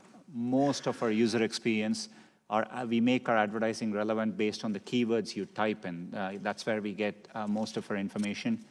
You can just type in, control your ad settings into Google, and you can actually change the use of your personal data for advertising as well. We allow that as an option for our users. As my time expires, let me ask you, do you believe Google has done enough to be transparent in its data collecting policies? We always think there is more to do. It's an area which is going to be an ongoing area of effort for us. but we have invested a lot over the years, and we do make it very transparent, and we encourage users to go check it out. And in fact, every day, 20 million users go and check it. And over the last month, around 170 million users did check it. But we're going to continue and invest more in this area. Thank you. I yield back. The chair recognizes the gentleman from Texas, Mr. Poe, for 5 minutes. Thank you, Mr. Chairman. I'm over here on this side. I have an iPhone, and if I move from here and go over there and sit with my Democrat friends, which will make them real nervous, does Google track my movement? Does Google, through this phone, know that I have moved here and moved over to the left? It's either yes or no. Not by default. There may be a Google service which you've opted in to use, and if... So Google knows that I am moving over there. It's not a trick question. You know, you make $100 million a year, you ought to be able to answer that question. Does Google know through this phone that I am moving over there and sit next to Mr. Johnson, which would make him real nervous? It's his question. It's yes or no. I wouldn't be able to answer without looking at... You can't say yes or no. Without knowing more details, sir. If I walk over there and sit next to Mr. Johnson and carry my phone, does Google know that I was sitting here and then I moved over there? You're welcome anytime, Judge. Yes or no? I genuinely don't know without knowing I'm what shocked services... you don't know. I think Google obviously does. Are you familiar with the General Data Protection Regulation by the European Union? Very familiar. We worked over 18 months on it. And the European Union is protecting the right of privacy of the people in Europe. We don't have such a law in the United States, do we? Congressman, we have supported and... We do not have such a law in the United States, do we? We don't have a comprehensive user data privacy legislation. Are you familiar with House Resolution 1039? It's a resolution that I've introduced that would basically adopt some of the European practices in America and give consumers in the United States the right of privacy. Are you familiar with that legislation? No, but I'm happy. I'll give you a copy before you leave.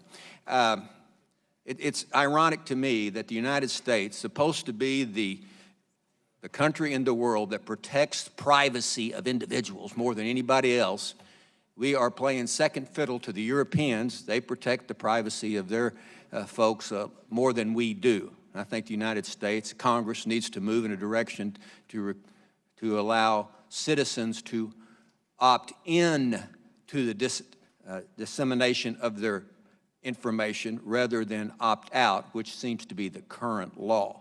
As Mr. Cohen has stated, I think most Americans don't know all the things that this phone can do. And one thing that it can do is disseminate information really that we are unaware of to all different people out there. The United States should change the rules and make it so that we as consumers opt in. Otherwise, that information is not disseminated. That is just my opinion. What does Google view as objectionable? I think there are, if you're referring to our content policies, we do publish. There are areas, for example, categories for YouTube like violent extremism, pornography, child safety, fraudulent activities. So we define categories. What are extreme political views? You find those objectionable? I'm not saying you shouldn't. I'm just saying, what are those extreme political views?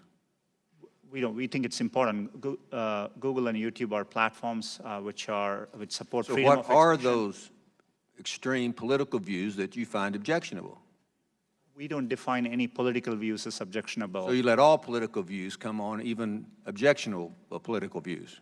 We have areas which we have defined as not allowed on our platforms. For example, on YouTube, there are clear definitions around hate speech, but it's defined as speech which has the primary goal of inciting hatred or violence towards groups of people. You would agree that hate speech has many different definitions depending on who's doing the defining, wouldn't you agree? We understand it's a subjective area, could be open to interpretation, but we define it and we publish our definition of it, and we... Do you believe that Google has been brought out here in some question is biased? Congressman, it's really important to me that we approach our work in an unbiased. Do you believe that Google is biased? It's either yes or no. No, not in our approach. Now, it is a private company, is it not? Yes, it is. It's not the government. Google is not the government, is it? Not last I checked, no. You want the government to regulate Google? Today, we are subject to a lot of regulation across many different agencies. But you're not subject to the definition of what bias is by the government coming in and saying, Google cannot be biased, and we, the government, are going to decide what's biased and what's not biased. You're not subject to that philosophy, are you? No, not today. I hope we don't get to that point where government tries to come in and regulate what bias is, and because this is an independent, free company. I think that is, Google may have, to me, it's just a part of it doing business like any other media outlet. They can say what they want. I've gone over time, Mr. Chairman. I have some other questions I'd like to submit for the record. Well, Mr. Chairman, if I might, the gentleman is certainly welcome to join me on this side of the aisle and switch parties at any time. It's getting a little late in his career to do That's that. right. I will just respond to the gentleman from Texas and say that we will be submitting questions in writing to you, Mr. Pichai, including the ones from the gentleman from Texas, and we would ask that you answer them promptly. I'd be very happy to. Thank you very much. The chair now recognizes the gentleman from Florida, Mr. Deutch, for 5 minutes. Thank you, Mr. Chairman. Mr. Pichai, I believe that the platforms can and should do a better job preventing people from using services to engage in illegal activity. Tim Cook recently said platforms and algorithms that promise to improve our lives can actually magnify our worst human tendencies. Some of your peers are publicly reckoning with the ways their companies are not neutral platforms and are accountable for the content on the services. In congressional testimony, Mark Zuckerberg said his company is responsible for the content on its platform. In a Washington Post interview, Uber CEO Derek Khosrowshahi said we have to stand for the content of our platforms. We can't just say we're a platform and our job is done. Mr. Pichai, will you, in front of our committee this morning, join your peers and affirm that Google is accountable for the content on your platforms? We have a commitment to our users to provide accurate and trustworthy information, high-quality information, and we work hard to uphold those commitments. I'll take that as a yes. I want to return to the privacy discussion that's gone on. And Mr. Pichai, I went to to do a privacy checkup while we're sitting here, and you're right, it's quite good. But I want to talk about what it does and what it doesn't do, and perhaps you can help me work through this a bit. On my settings now on Google, my location history is paused, my device information is paused, my voice and audio activity are paused, my YouTube watch history is paused, that's probably a good thing, and my YouTube search history is paused. That said, it doesn't mean that you're not collecting data on me, does it? I think if you, for those categories, if you pause it, we stop collecting. I understand, but overall, it doesn't mean that you've stopped collecting data. You're still collecting data on search. You're still collecting data in ways that can help advertising and help provide the services that you provide. I appreciate that. My question is this.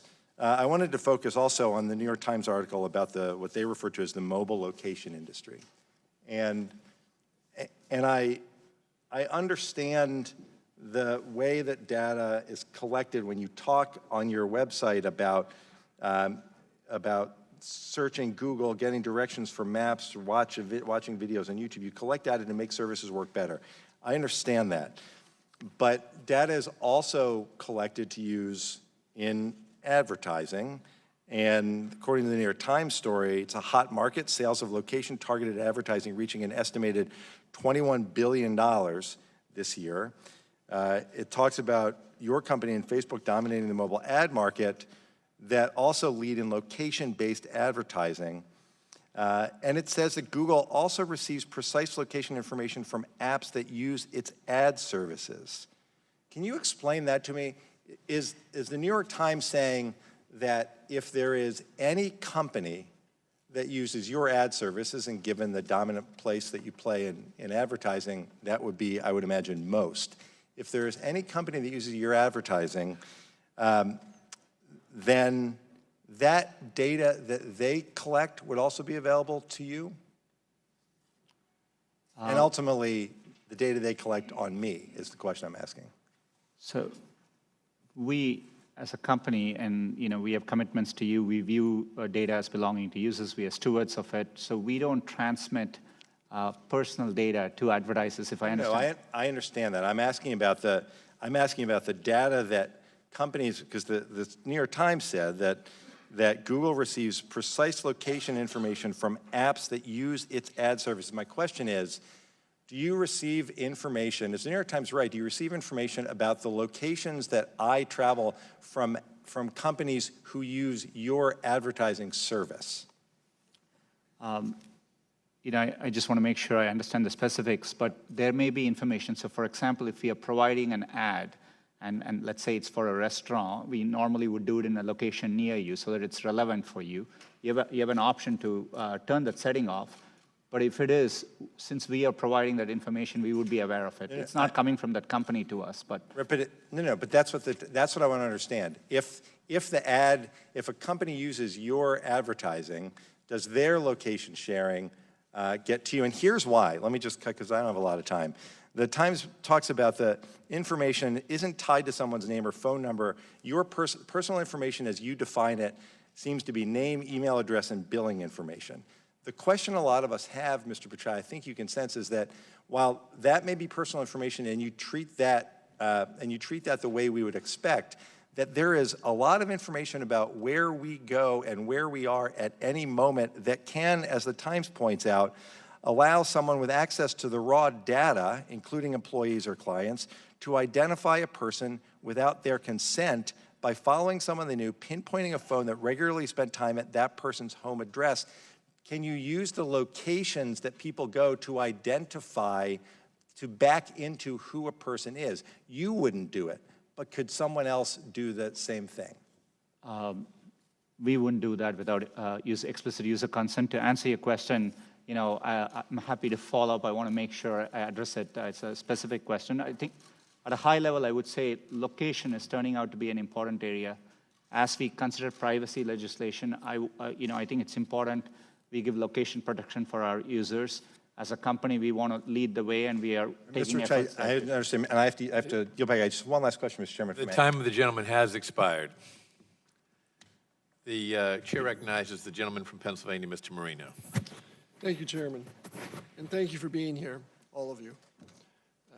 Let me start out by saying that, sir, you and the office of your company, I think particularly you, because you are at the helm, have a tremendous responsibility toward your employees, responsibility toward your stockholders, to your company, providing jobs, and we thank you for providing jobs.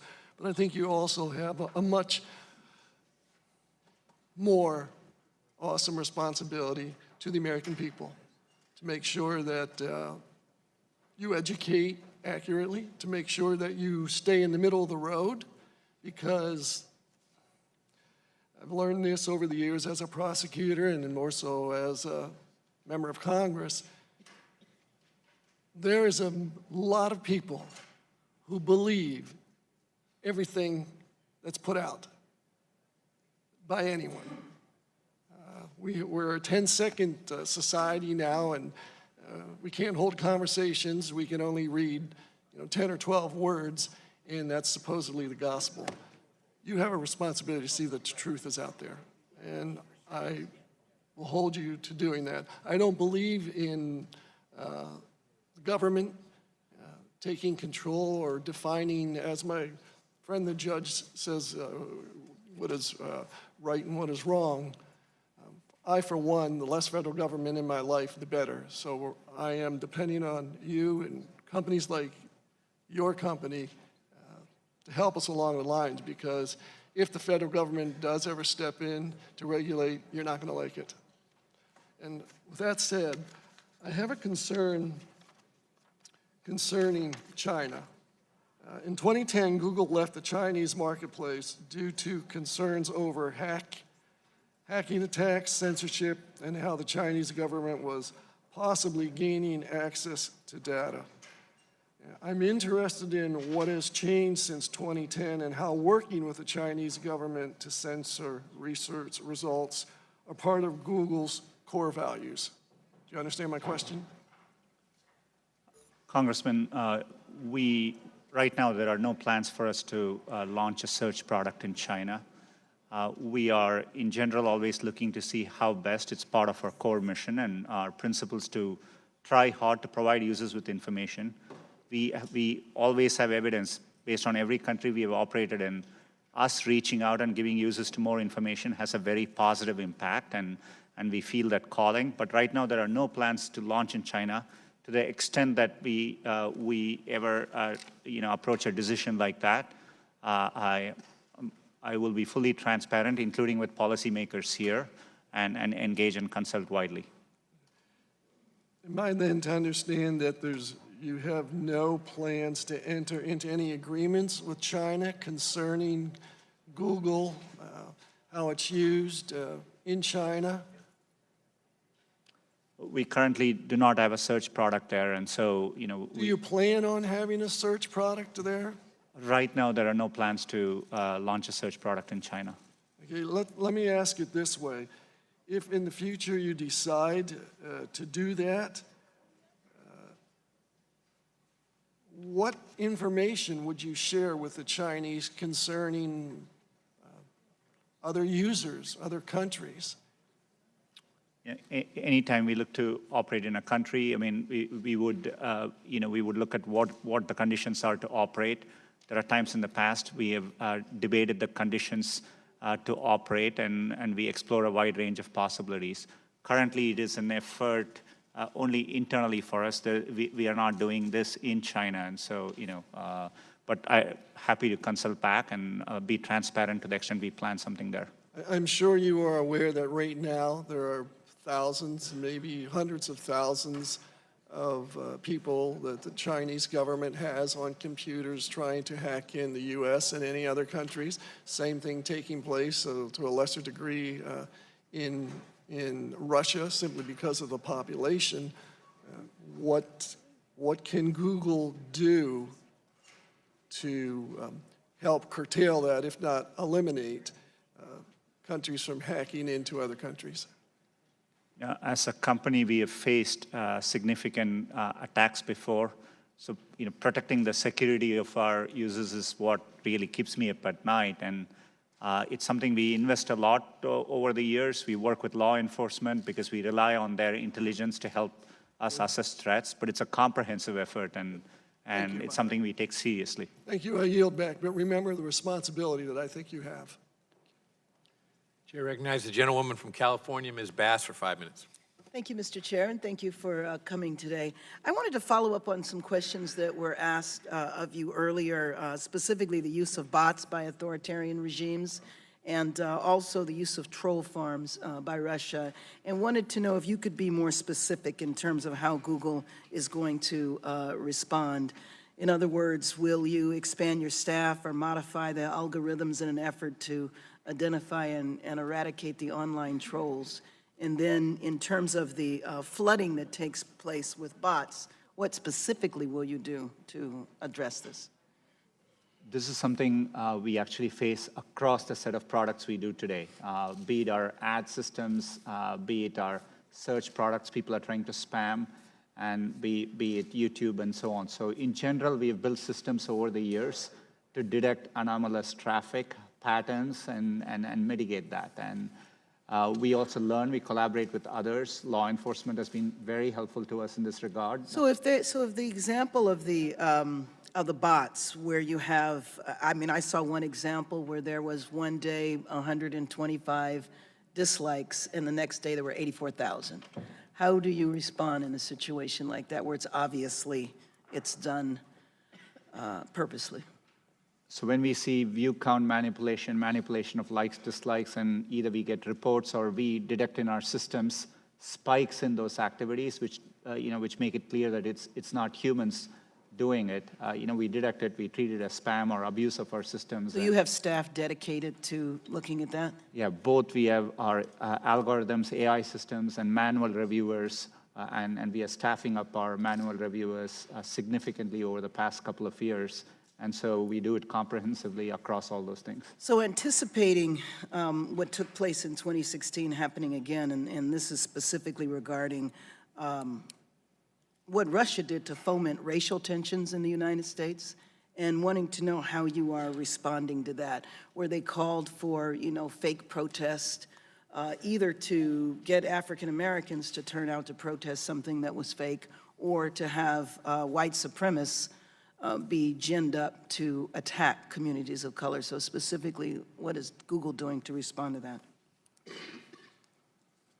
We mainly saw, with respect to Russia, limited improper activity on our ad platforms. But in general, we are not a social networking company across the products we do. It's an area we haven't done well as a company. So we typically aren't connecting groups of people, and that's not how Google mainly works today. And so we haven't seen that kind of activities on our platforms. But we are vigilant and, and happy to share any findings which come through as we look into it more. So I also wanted to ask you a couple of questions about online creators of color, where mainstream media outlets often fail to cater to communities of color with relatable content or resolve lingering issues of underrepresentation or misrepresentation. Communities of color have sought out digital mediums to tell their stories, and in some cases, this has been very successful, and it's led to larger networks recognizing the talent. And in other cases, it's given a platform to voices that would otherwise be silenced. So I wanted to know what policies Google might be developing to put in place to ensure that the voice of online creators can expand. YouTube has a lot of community outreach programs. We partner with other organizations who do important work in this area. But today, when we look at YouTube, we do see a platform with a very diverse set of perspectives and opinions. It's partly the strength of the platform and the reach it provides to voices. And Could I get the information about your outreach, specifically who you do outreach to? That would be very helpful. We'd be very happy to do that. And I yield back my time to Representative Deutch. Thanks. I thank my friend from California. Mr. Pichai, I just wanted to finish up. Again, appreciate you being here. And I wanted to follow up on something that the chairman started our hearing with, and that was a question about information collected by Google. I think the report that he referred to talked about information collected specifically on Android phones, even if those phones aren't on Wi-Fi or the cell service isn't on. Is that something that happens? Congressman, it's not clear to me how something when there's no connectivity would happen, but we haven't. I'm sorry. So I'm aware of those concerns. We haven't been able to substantiate those specific findings. You're looking into those findings, though? There's an area where we are, our goal is to, we're trying to help users with the information they want. Today, there are many cases, users give us feedback. Part of what we're trying to do is they want us to be location aware when they get their... I understand, but so you're not aware of data being collected while the phone is not connected to either cell service or Wi-Fi? Yeah, there may be specific instances. For example, GPS may be working, and so it depends on the specifics, but in general, no. And so finally, the question is, if that information is, if that's possible, if you learn that it is happening, and I would love you to share that with us, if you learn that's happening, and the information then when the customer turns on his or her cell service, if that information is then sent back to your company on their data plan, a lot of people obviously have limited data plans. When you look at this, if you could also look at whether, when the information is sent back to the extent it's happening, that it might cause some people to go over their limits, thereby costing them more on their monthly bill, that would be helpful information as well. That's good feedback. We will. Okay. Thank you, Mr. Pichai. Thank you, Mr. Chairman. Chair recognizes the gentleman from Georgia, Mr. Collins, for 5 minutes. Thank you, Mr. Chairman, and thank you, Mr. Pichai, for being here. Look, there is an understanding, I think it's come across from everyone here, and it's a saying that I've sort of lived by most of my adult life, and I think most people get. Perception is reality. Now, you can disagree with the perception, you can disagree with the reality, but at a certain point in time, as you've even heard from many of the folks discussing on both sides of the aisle today, there's several perceptions that are going on what's being stored, what's not being stored, and how that is, or how that data and that privacy issue, and also the effects or the outcomes of the searches are made.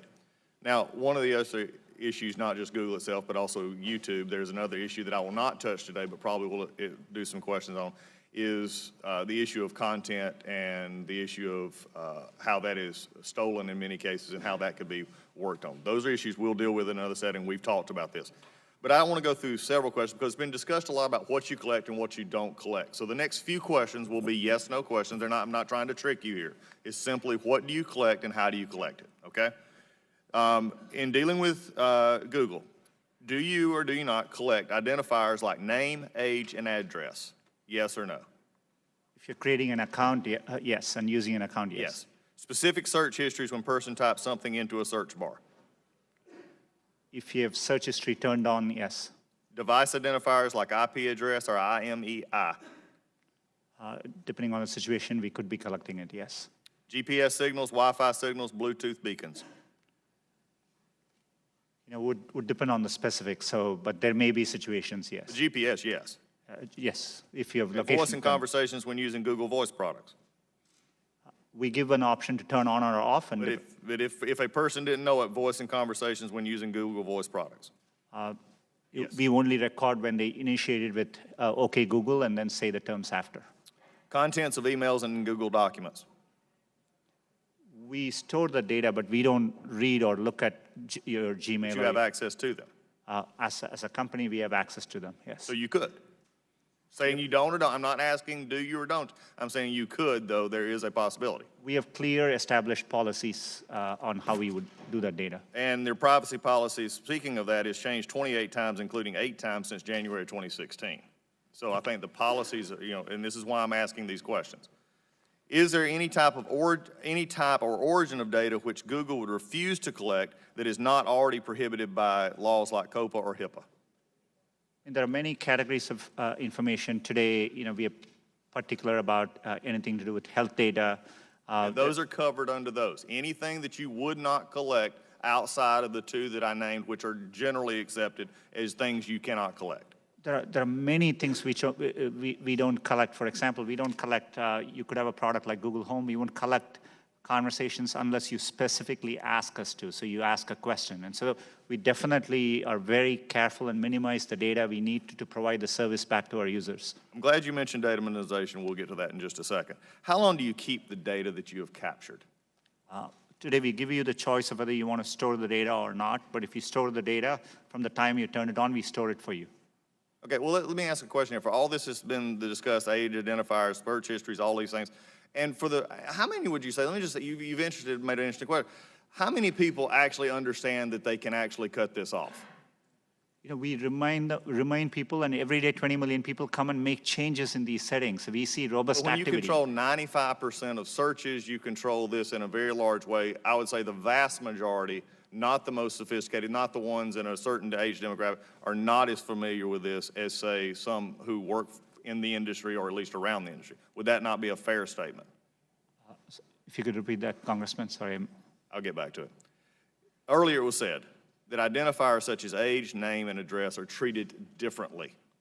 If that is true, how are you treating them differently, and is the same data collection process still done? How is it treated differently than maybe some of these others that we have spoke of that came, I think, from Mr. Deutch's discussions, such as locators and things like that? We offer different controls for that. So for example, for location, we give specific controls. For your voice activity, we give specific controls. We are trying to meet users' expectations. And so for example, some people may want their search history to be available, but they don't want YouTube history to be recorded. So we give those choices to our users. One of the general dynamics of most of this tech industry and those who collect data is data minimization. You brought it up just a few minutes ago. The issue that I have, and it was in March of this year, a security researcher actually downloaded his, quote, Google Takeout. This is probably there. It was 5.5 gigabyte. This is not just a few names and addresses and where you went. Why, number one, does Google need all this information? We can answer that in the fact that 86% of your revenue comes from advertising, so we know you manipulate the data in some ways. However, can you explain what you do to minimize this data, which is generally an accepted standard practice among those who collect data?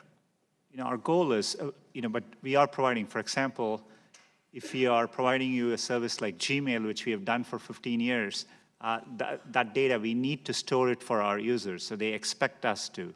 So we are trying hard to match users' expectations. We don't need, our data for advertising, as I said earlier, most of it comes from just the keywords you type. And so, we need minimal data to do advertising. We give you options to turn ads personalization off.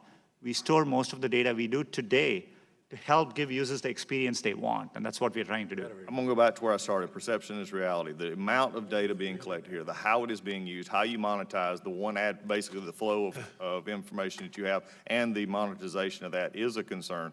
I think the perception of how it is used and from what side of the aisle is something that this committee, I think, will take up and continue to process. But I think when most people deal with this, what I said earlier, I'm not sure that in the broad scope of things, simply clicking yes, especially in a society today in which some of these things, and especially that was talked about mobile, which we've not delved into even further, is going to open up a much larger situation in which is not just simply monetizing data, it's actually using information that can be then used by either law enforcement or others in legal proceedings that can then be used against them, that they're not going to understand exactly what is going on. With that, my time has expired, and I'll yield. Chair, thanks, gentlemen. Chair recognizes the gentleman from Rhode Island, Mr. Cicilline. Thank you, Mr. Chairman. Thank you, Mr. Pichai, for being here. In 2006, Internet pioneer Vint Cerf testified on behalf of Google that the open Internet was designed so that no central gatekeeper could exert its control to discriminate against rivals, consumers, or other businesses. Since then, it's become increasingly clear that this virtuous cycle of innovation is fundamentally threatened by the dominance of a few powerful companies. Tim Berners-Lee, the inventor of the World Wide Web, made this point clear in an open letter earlier this year where he warned that the open Internet has been compressed under the weight of a few dominant platforms that have the ability to harm competition and control which ideas and opinions are seen and shared online. Along with 83% of Americans, I strongly support an open, decentralized Internet that is free of powerful gatekeepers with the ability to discriminate against rivals, threaten innovation, or harm consumers. With that in mind, I'm deeply concerned by reports of Google's discriminatory conduct in the market for Internet search. According to findings by the European Commission, Google has harmed the competitive process by favoring its own products and services over rivals, or by deprioritizing or delisting competitors' content. And so my first question, Mr. Pichai, is as a proponent of Internet openness, will Google commit to ending the discrimination against rivals and other businesses through Google's products? Congressman, with respect, I disagree with that characterization. We provide users with the best experience they are looking for, the most relevant information, and that's our true north, and that's how we approach our products. But does that include the use of discriminatory practices? Is that part of your business model? Definitely not. And in the European Commission, we are appealing that decision. When they looked at shopping as a category, they excluded Amazon as a potential entrant in the space. So the specifics matter here. We are interested in providing users with the best information they are looking for, be it from another company and be it from a competitor. That's what we are interested in doing. Well, I strongly believe in structural antitrust enforcement. I also plan to work with the Federal Trade Commission to develop legislation to address this type of discriminatory conduct online. Will Google commit to working together with Congress on legislative proposals designed to ensure that online firms with significant market power are not able to harm the competitive process through discriminatory conduct? We're happy to engage constructively on legislation around any of these areas. Thank you. I'd like now to turn to the question of China. Mr. Pichai, the operating environment in China has deteriorated with respect to surveillance, censorship, and the like since Google first made the decision in 2010 to leave.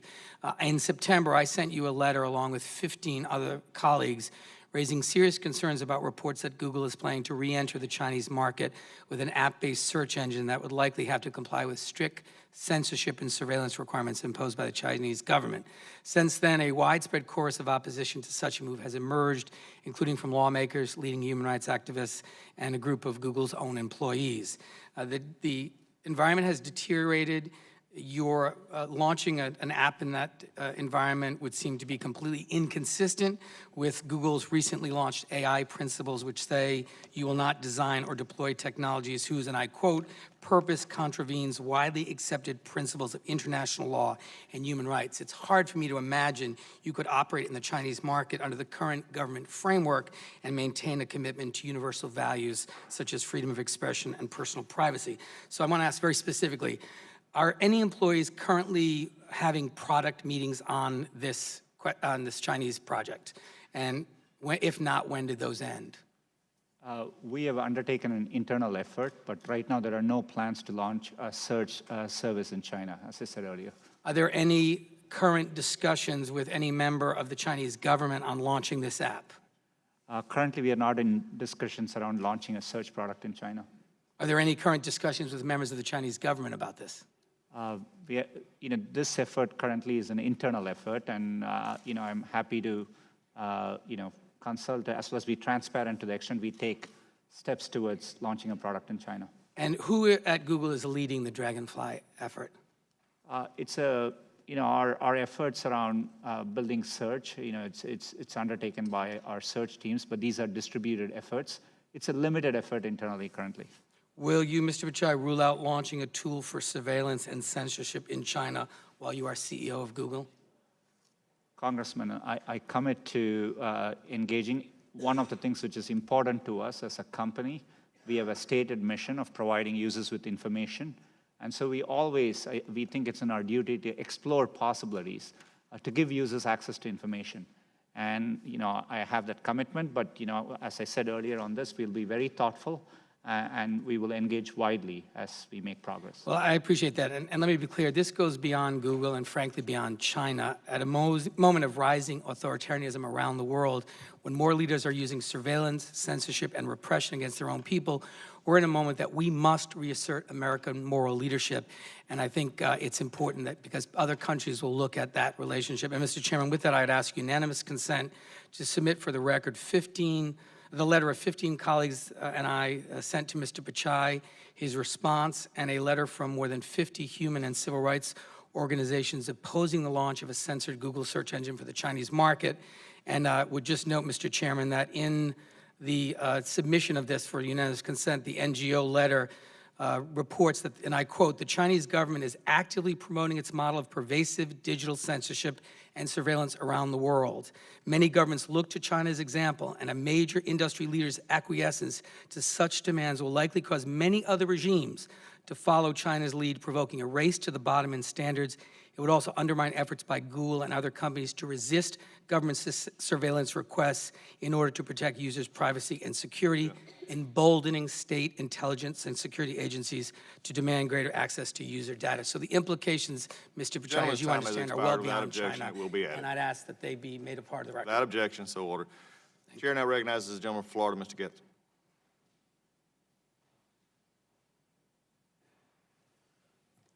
Thank you, Mr. Chairman. Have you ever launched an investigation into whether political bias is impacting the consumer experience? Congressman, we do, to the extent there are concerns, we look into them, and it's... No, have you expressly launched an investigation into political bias of your employees? On our employees, you said? Yes. To the extent, we always take any allegations around code of conduct across every issue seriously, and we look into them.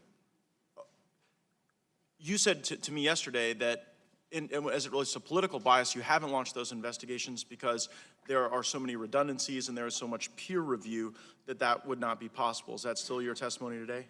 Congressman, yes, it's the way our processes work. If you need to make a change in our algorithms, there are several steps in the process, including launch committees and user testing and our rater guideline evaluation. But at your company, your employees can get together and chat in groups, right? Google groups? Yes, they can. And one of those groups is the civil rights group, right? We have many employee resource groups on which they can participate in conversations, yes. Have you ever looked into the conversation into the resist group? Congressman, no. Is that a surprise to you that there's a resist group? I'm not aware whether such a group exists or not. If there was a resist group, would that be the type of thing that you would want to look into?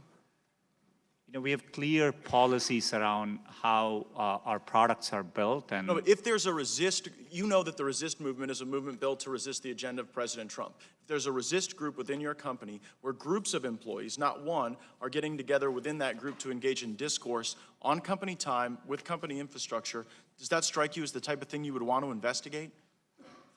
Congressman, I'm not aware of any such group. None like that has been brought to my attention, and happy to follow up to, and understand the concern better.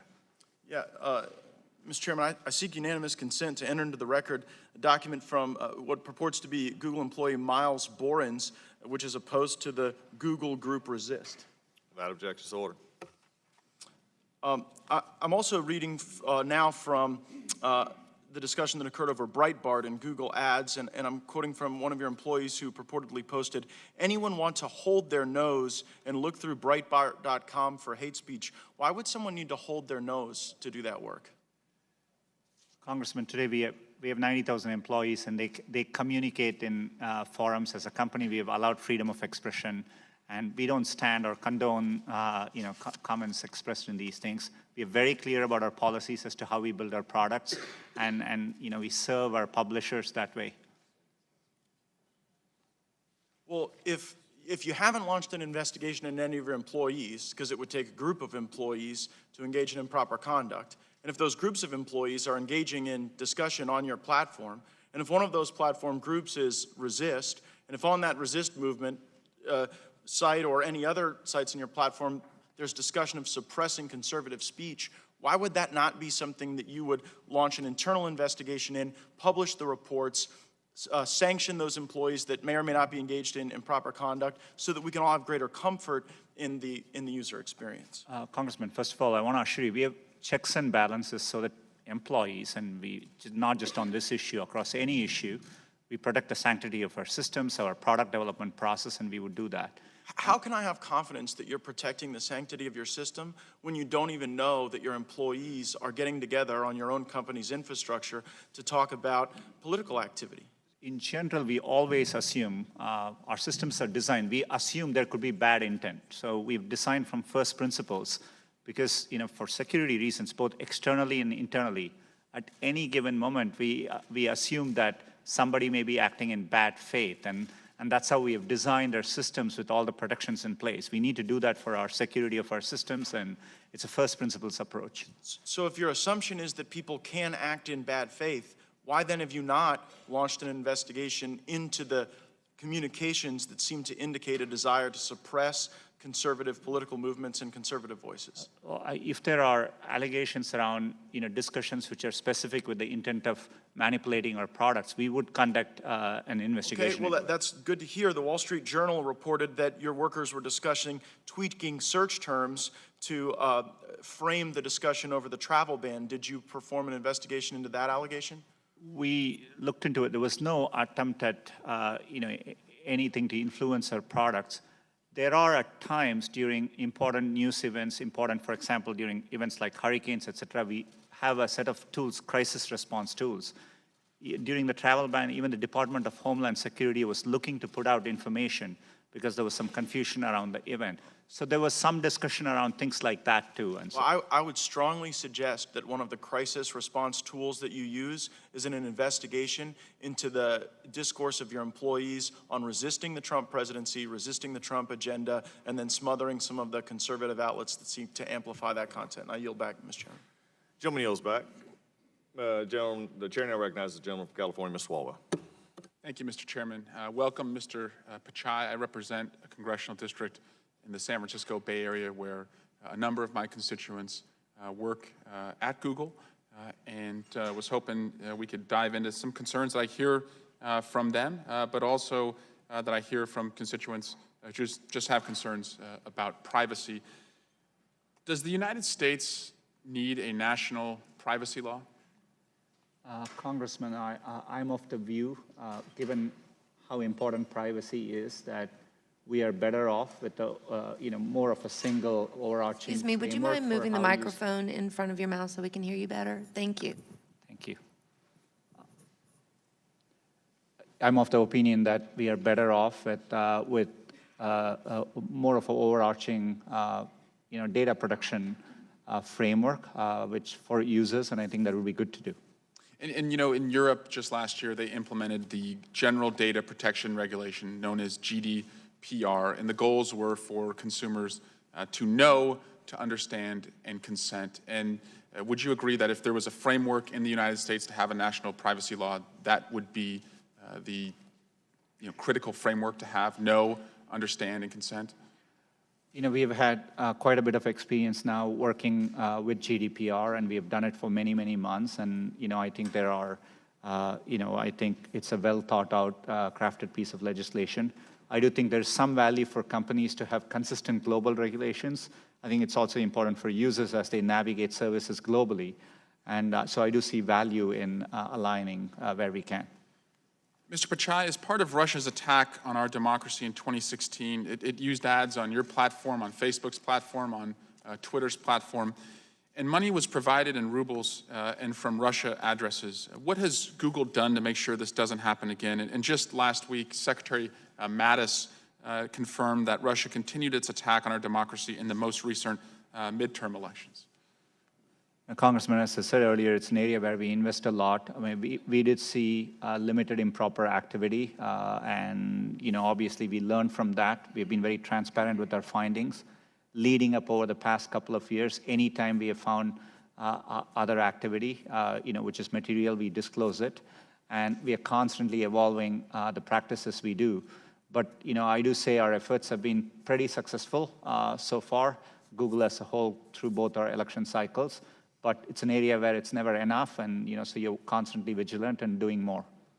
And Mr. Pichai, I don't think anyone disagrees that seeing an answer on a results page for certain queries can be useful. For example, if I type in, what is 25 times 15, and Google spits out 375, that's useful.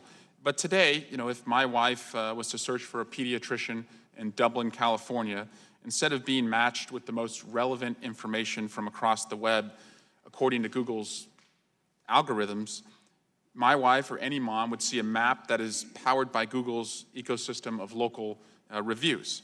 And in response to claims that Google has put its own results ahead of its competitors, when its PageRank algorithm believes the competitors should be ranked higher, Google has told certain international enforcers that local search results come from a specialized index, which is distinct from its organic web index. And I was hoping today you could clarify for me, is it technically possible for Google to compare local business content it collects against that of content collected by third-party services using a PageRank-like quality score? We employ a wide variety of signals. We are interested in providing users. We respond to user feedback. So as a user, you could be on a mobile phone with very limited connectivity. You could be a busy parent on your way, and you're checking for some information, maybe trying to find a doctor because your kid is sick. And so we are looking to see how we can get that information to you as quickly as possible. That's the use case which drives our product development. And if that information is best available from another company, we make it available. There are times we are able to provide that information because we have better information.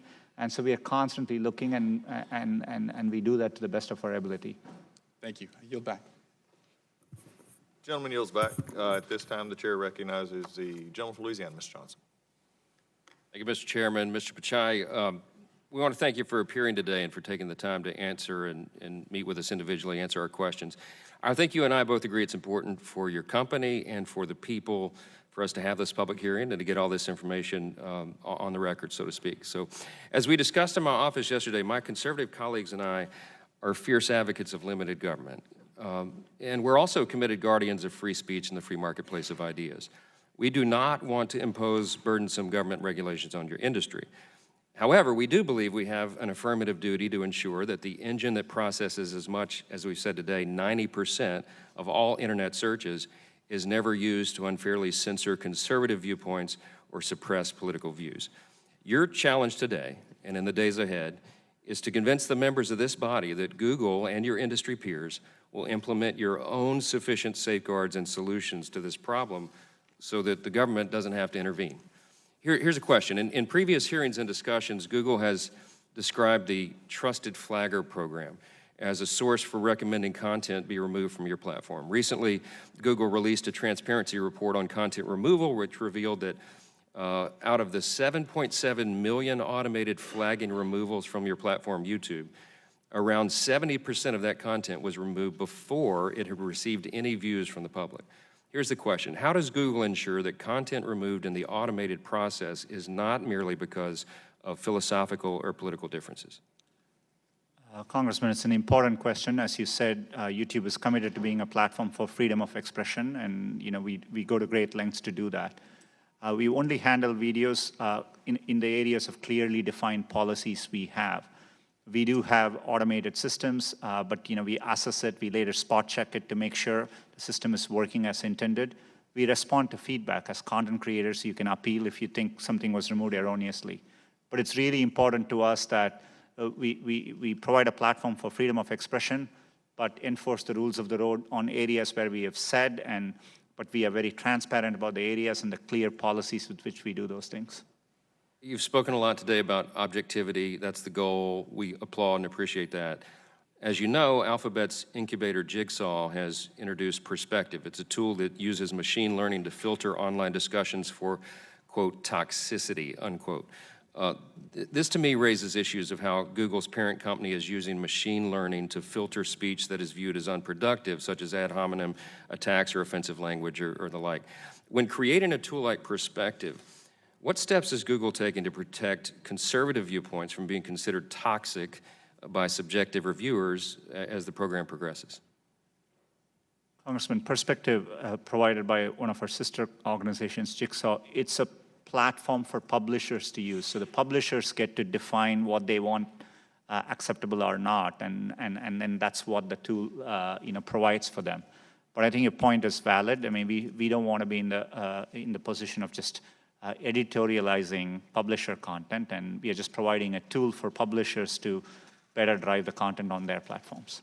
You mentioned the appeals process if a content provider has their material flagged. How quick does that appeals process work? In other words, what's the review period? I think it varies. We prioritize areas which are sensitive. For example, areas like terrorism is something we prioritize very significantly and higher up in the queue. But we are ramping up our resources, and our goal is to do it as soon as possible. But sometimes it can be a matter of hours. If it's areas around copyright, we have implemented Content ID. We have a system by which we can automatically detect and respond right away back to copyright owners. So it's a constant work in progress.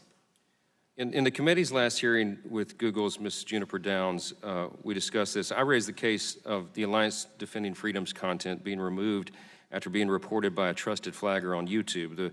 The flagging organization was the Southern Poverty Law Center, which has a kind of an infamous reputation for being, I would say, a radical left organization that opposes conservative viewpoints. What criteria does Google use when granting trusted flagger status to third parties such as the SPLC? Today we first want to clarify one thing. Our trusted flaggers don't remove content. They can flag content for us to review, and we review flag content. It's mostly used by law enforcement, many nonprofit agencies in areas, important areas like child safety, terrorism, and so on. Southern Poverty Law Center is a trusted flagger. People can register. Last we checked, they've never flagged a single video on our platform. We have reached out to a wide variety of organizations, including conservative organizations. We would be happy to take your suggestions to add organizations as trusted flaggers. Appreciate that. We need a little objectivity in the reviewers, and I'll yield back. Gentleman's time has expired. The chair now recognizes the gentleman from California, Mr. Lieu. Thank you, Mr. Chair.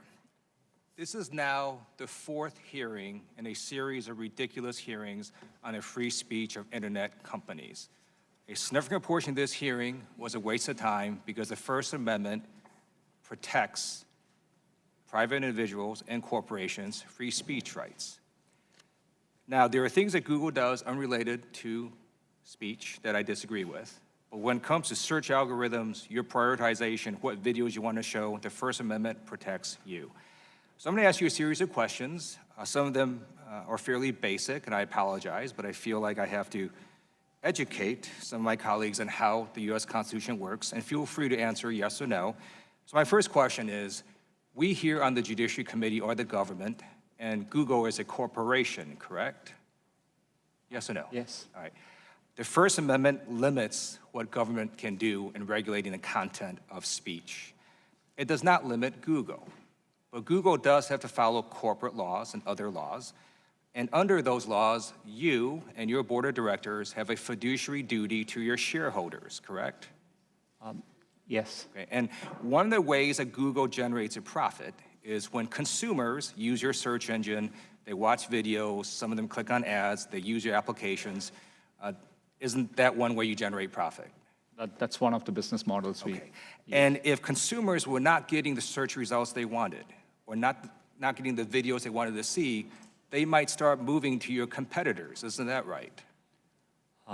Every Monday when I run my management meetings, yes, we worry about, users have a lot of choices, so we work hard to earn their trust every week. And so let's say you figure out that the number one thing users want to see are dog and cat videos. Under the U.S. Constitution, you have the absolute right to promote dog and cat videos. I'm not saying you do that, but you do have the right to do that if you wanted to. Isn't that correct? Congressman, I'm not the expert on First Amendment, but generally I think that's right. I thank you.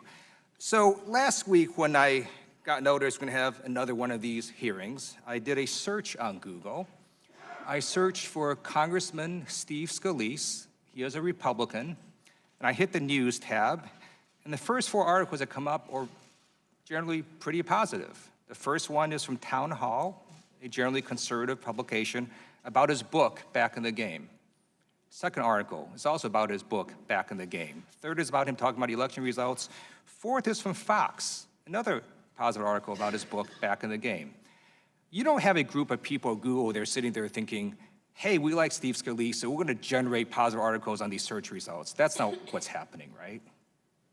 I'm very glad to see Congressman Steve Scalise fully recovered and back, but we don't deal with individual queries and, with any viewpoint, and so these are our algorithms. Nowhere in your programming code does Congressman Steve Scalise even show up, isn't that right?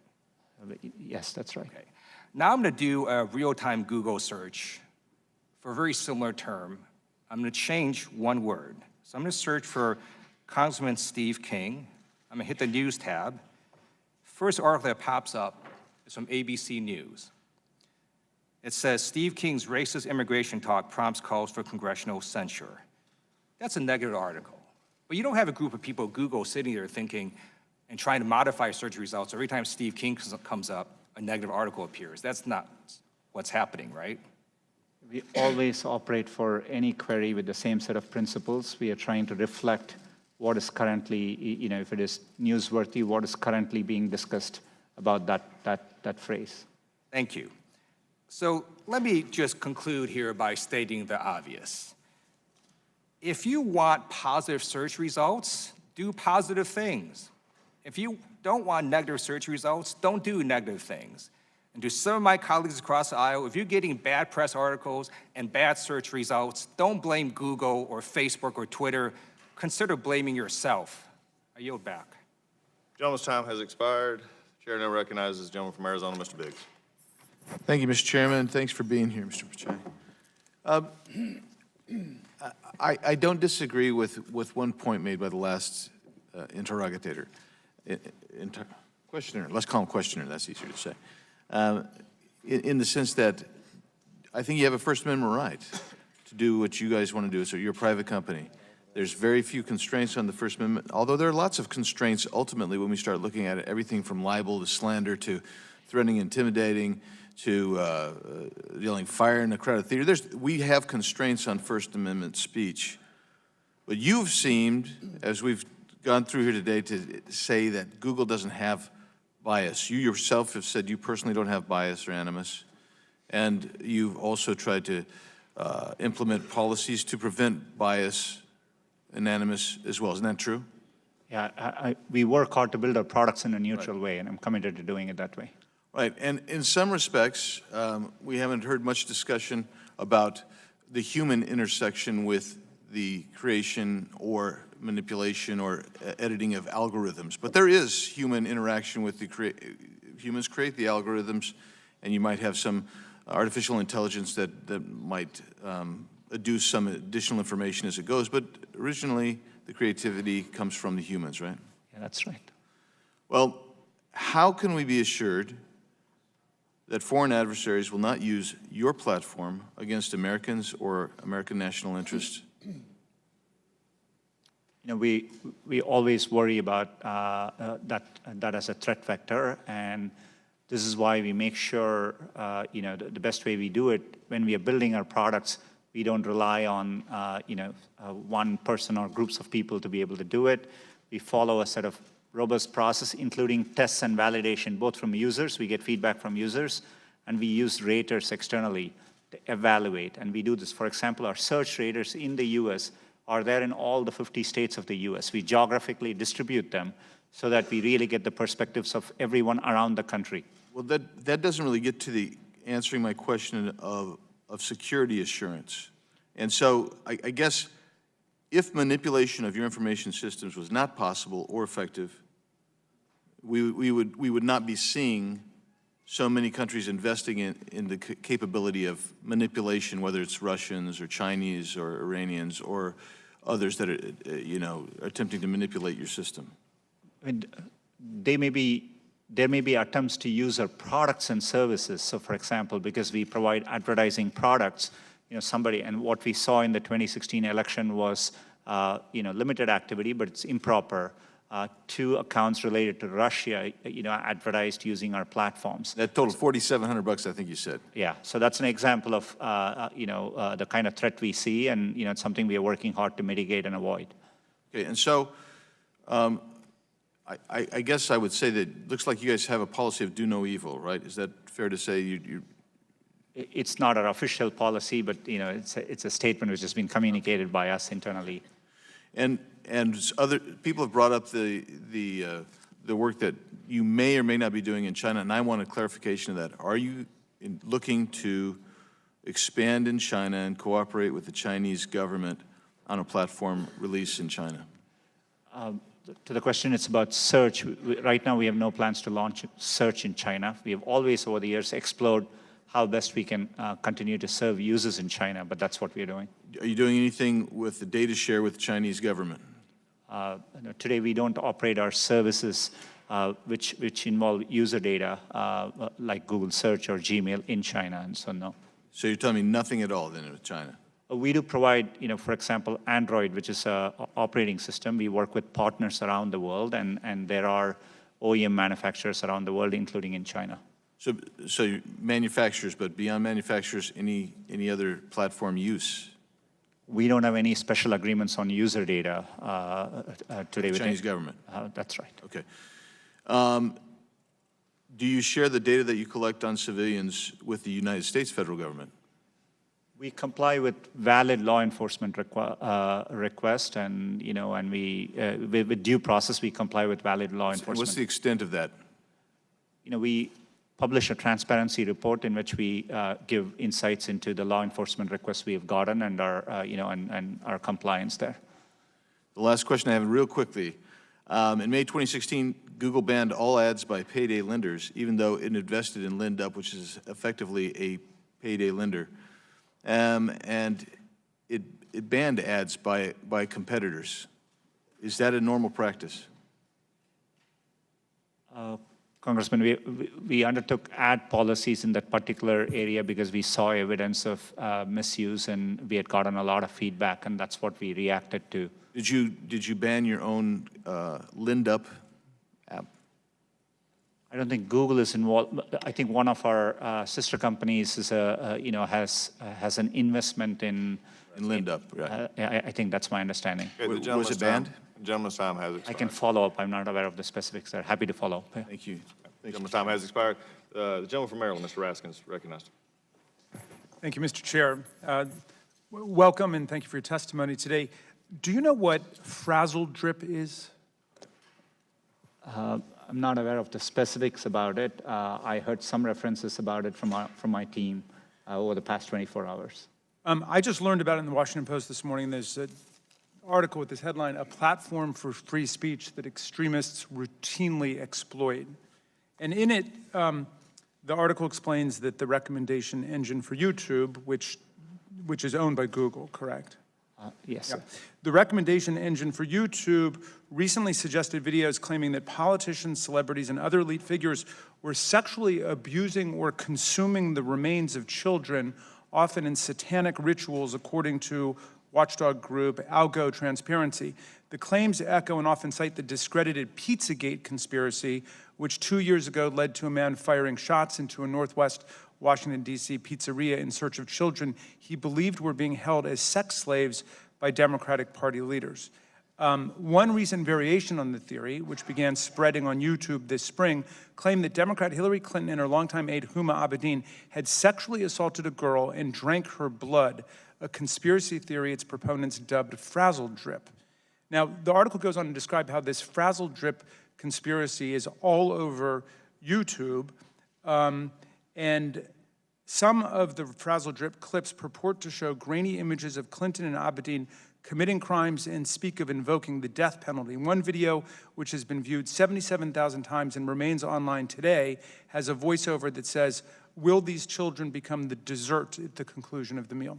So, and this is just one example that they use of extreme right and paranoid conspiracy groups using YouTube as a place to trade their videos and to promote propaganda. What is your company policy on that, and are you trying to deal with it? You know, we are constantly undertaking effort to deal with misinformation, but, you know, we have clearly stated policies, and we have made lots of progress in many of the areas where, you know, over the past year. So, for example, in areas like terrorism, child safety, and so on, we are looking to do more. You know, this was a recent thing, but I'm committed to following up on it and making sure we are evaluating these against our policies. But Yeah. it's an area we acknowledge there's more work to be done, and, you know, and we'll definitely continue doing that. One of the videos discussed included images of a body on a table before restrained children and of Hillary Clinton with a bloodied mouth and fangs, claiming that she and Abedin drank the blood of their victim. That was removed, but then another consisting of an exact copy of the video remained online, or apparently remains online. I mean, is your basic position that this is something you want to try to do something about, but basically there's just an avalanche of such material and there's really nothing that can be done, and it should be buyer beware or consumer beware when you go on YouTube? You know, we do grapple with difficult issues. Maybe we have to look at it on a video-by-video basis, and we have clearly stated policies. So we would need to evaluate whether the video, the specific video, violates any of our policies. And we do strive to do it for the volume of content we do get. And, you know, we get around 400 hours of video every minute. But it's our responsibility, I think, to make sure, you know, YouTube is a platform for freedom of expression, but it's responsible and contributes positively to society. Some of my colleagues are upset about negative references to Donald Trump, not Hillary Clinton or not Barack Obama. And obviously, you know, one potential strategy today is to try to heckle you into somehow playing favorites with Donald Trump and Republicans. I think that that would be a silly and ridiculous takeaway from this. On the other hand, there is material which is a true public danger. You know, you've got a right to have whatever politics you have. I mean, we could subpoena Fox News and bring them in here and beat them up about how 90% of the references on Fox News to Barack Obama or Hillary Clinton are negative, but they've got that right under the First Amendment. You've got a right under the First Amendment to have whatever political views you've got. But I think the point at which it becomes a matter of serious public interest is when your communications vehicle is being used to promote propaganda that leads to violent events, like the guy showing up in the Pizzagate conspiracy case. And so I guess my question is, are you taking that threat seriously? I mean, Gentleman's time is expiring, but you can answer the question. Thank you. We have very clear policies against hate speech, things which could incite harm or hatred or violence. And, you know, that's an area where we are clearly taking a lot of action. But I want to acknowledge there is more work to be done. And, you know, with our growth comes more responsibility, and we are committed to doing better as we invest more in this area. Thank you, Mr. Chairman. Thank you. The chair now recognizes the gentlelady from Georgia, Ms. Handel. Thank you, Mr. Chairman. Thank you very much for being here, Mr. Pichai. For years, the Federal Trade Commission, on a bipartisan basis, has affirmed that precise geolocation information is considered highly, highly sensitive, and that consumers must opt in to that. Do you agree with that? Yes, I agree with that. Do you think there's other information, privacy information of consumers that should also be required to have opt-in versus opt-out?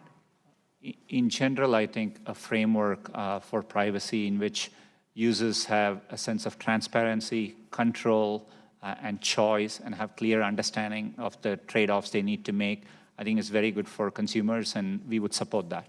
Okay.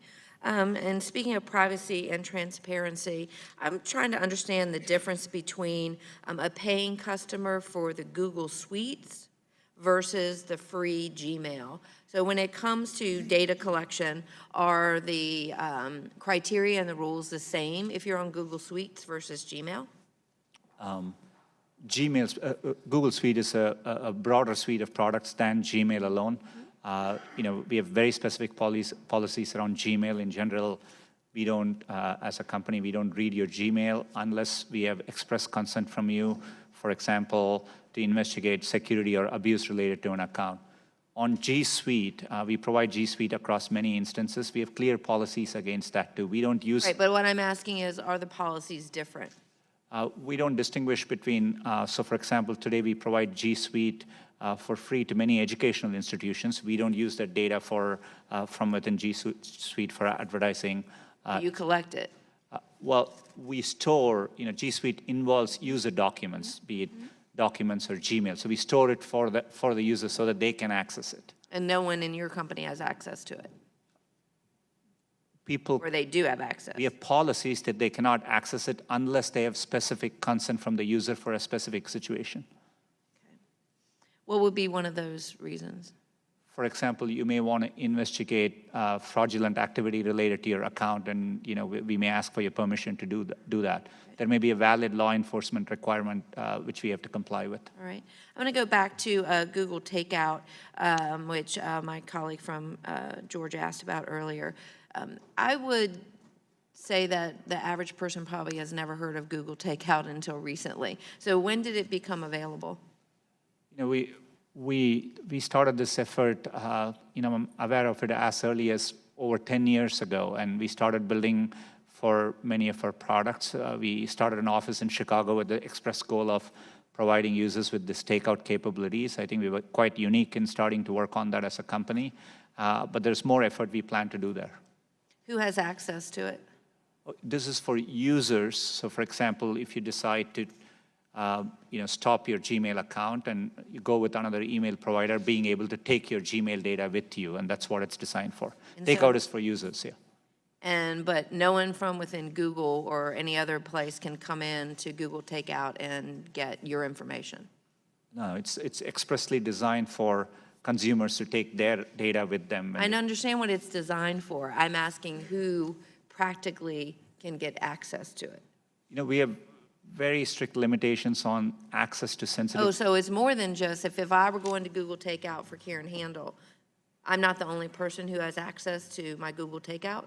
You are the only person who can take out your data, but I'm just saying, you asked about internal systems. We have clear policies. Employees can't go looking at user data unless there are a narrow set of circumstances which may involve either consent from the user or legal situations, et cetera.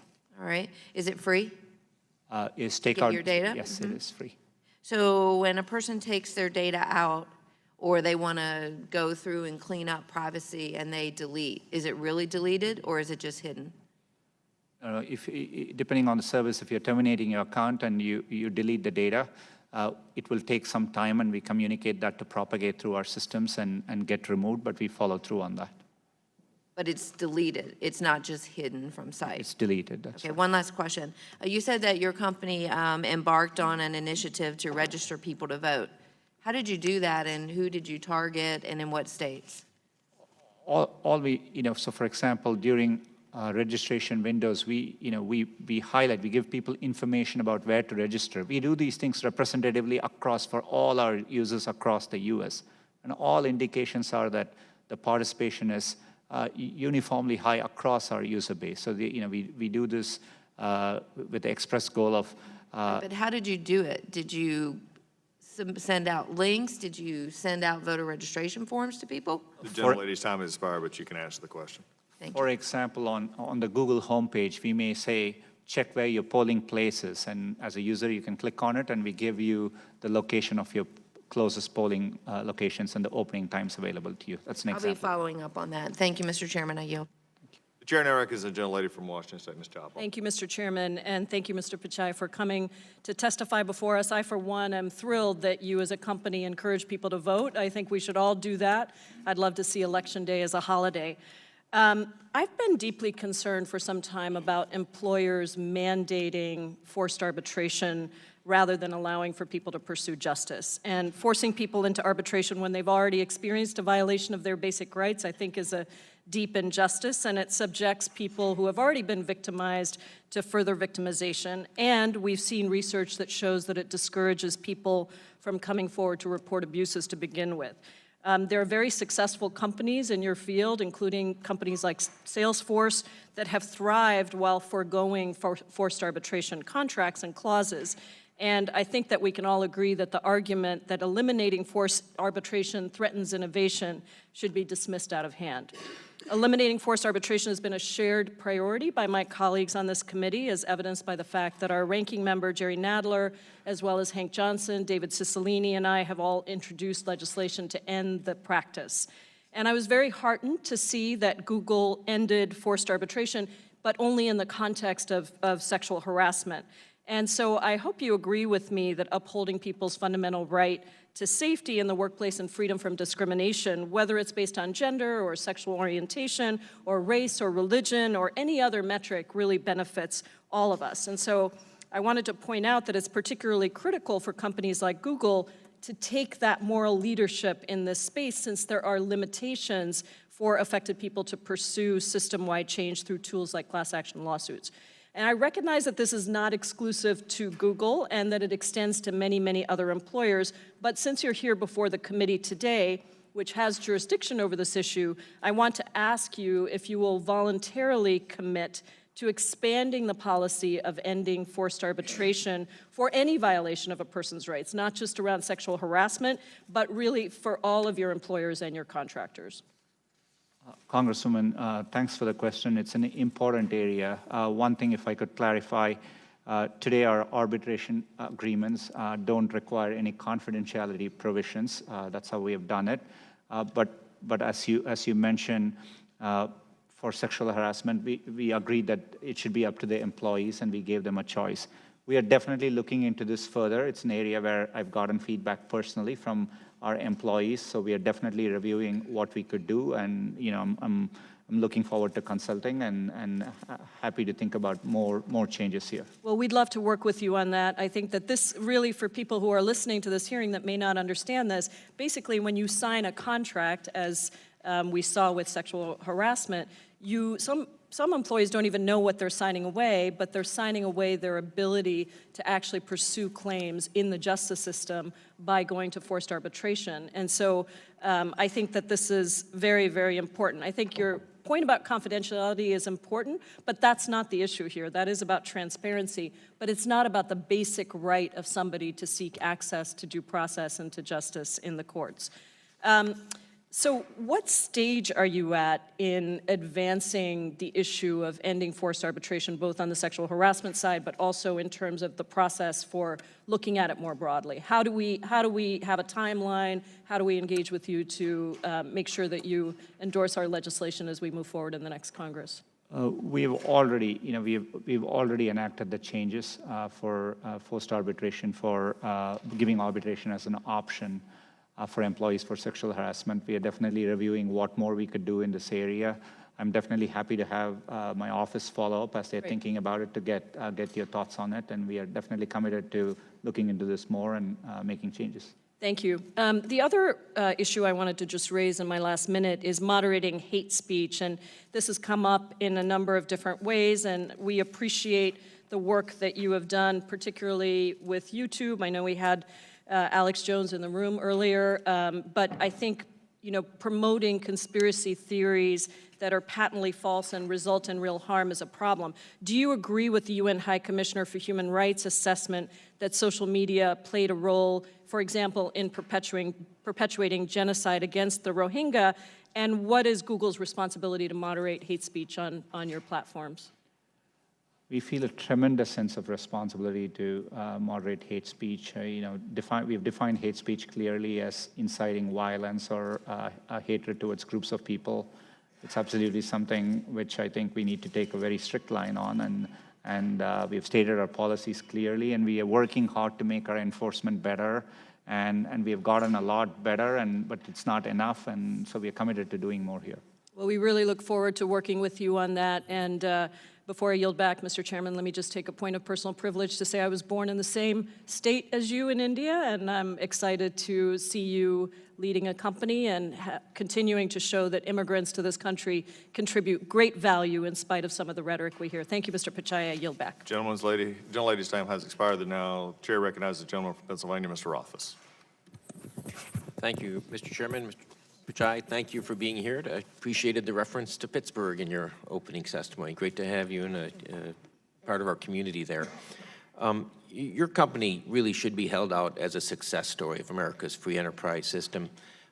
Google has very powerful products and services. There is a saying that goes with great power comes great responsibility. I think you realize that.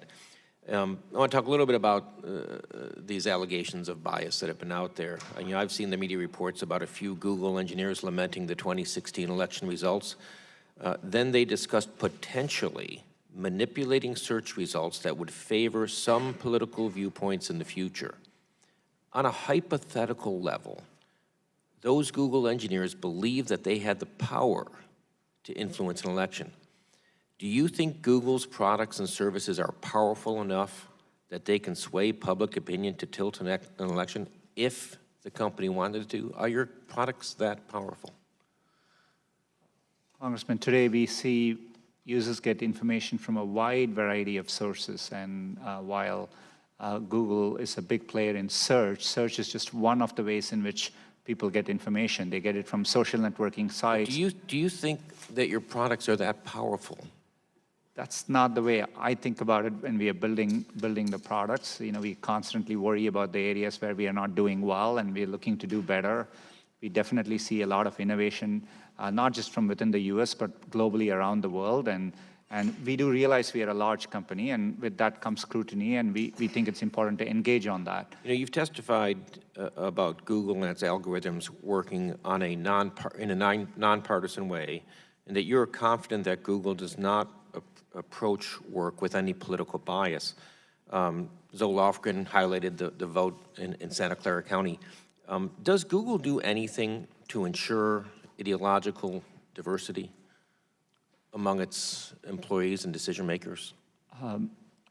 Congressman, I've communicated clearly to the company that we need to welcome viewpoints from across all sides. As a company, you're right, we are definitely based in Northern California, and clearly, there is a leaning there. But last year was the first year we grew faster outside of California than within California. We also have employees globally. And I do see a wide variety of opinions expressed When Mr. Johnson asked a question about the Trusted Flagger program, you said, for us to review. Who's the us? Who's doing that review? We review things both with a combination of our automated systems as well as manual reviewers. These are people who are part of... And how many people is that? How many, is it a committee? Is it...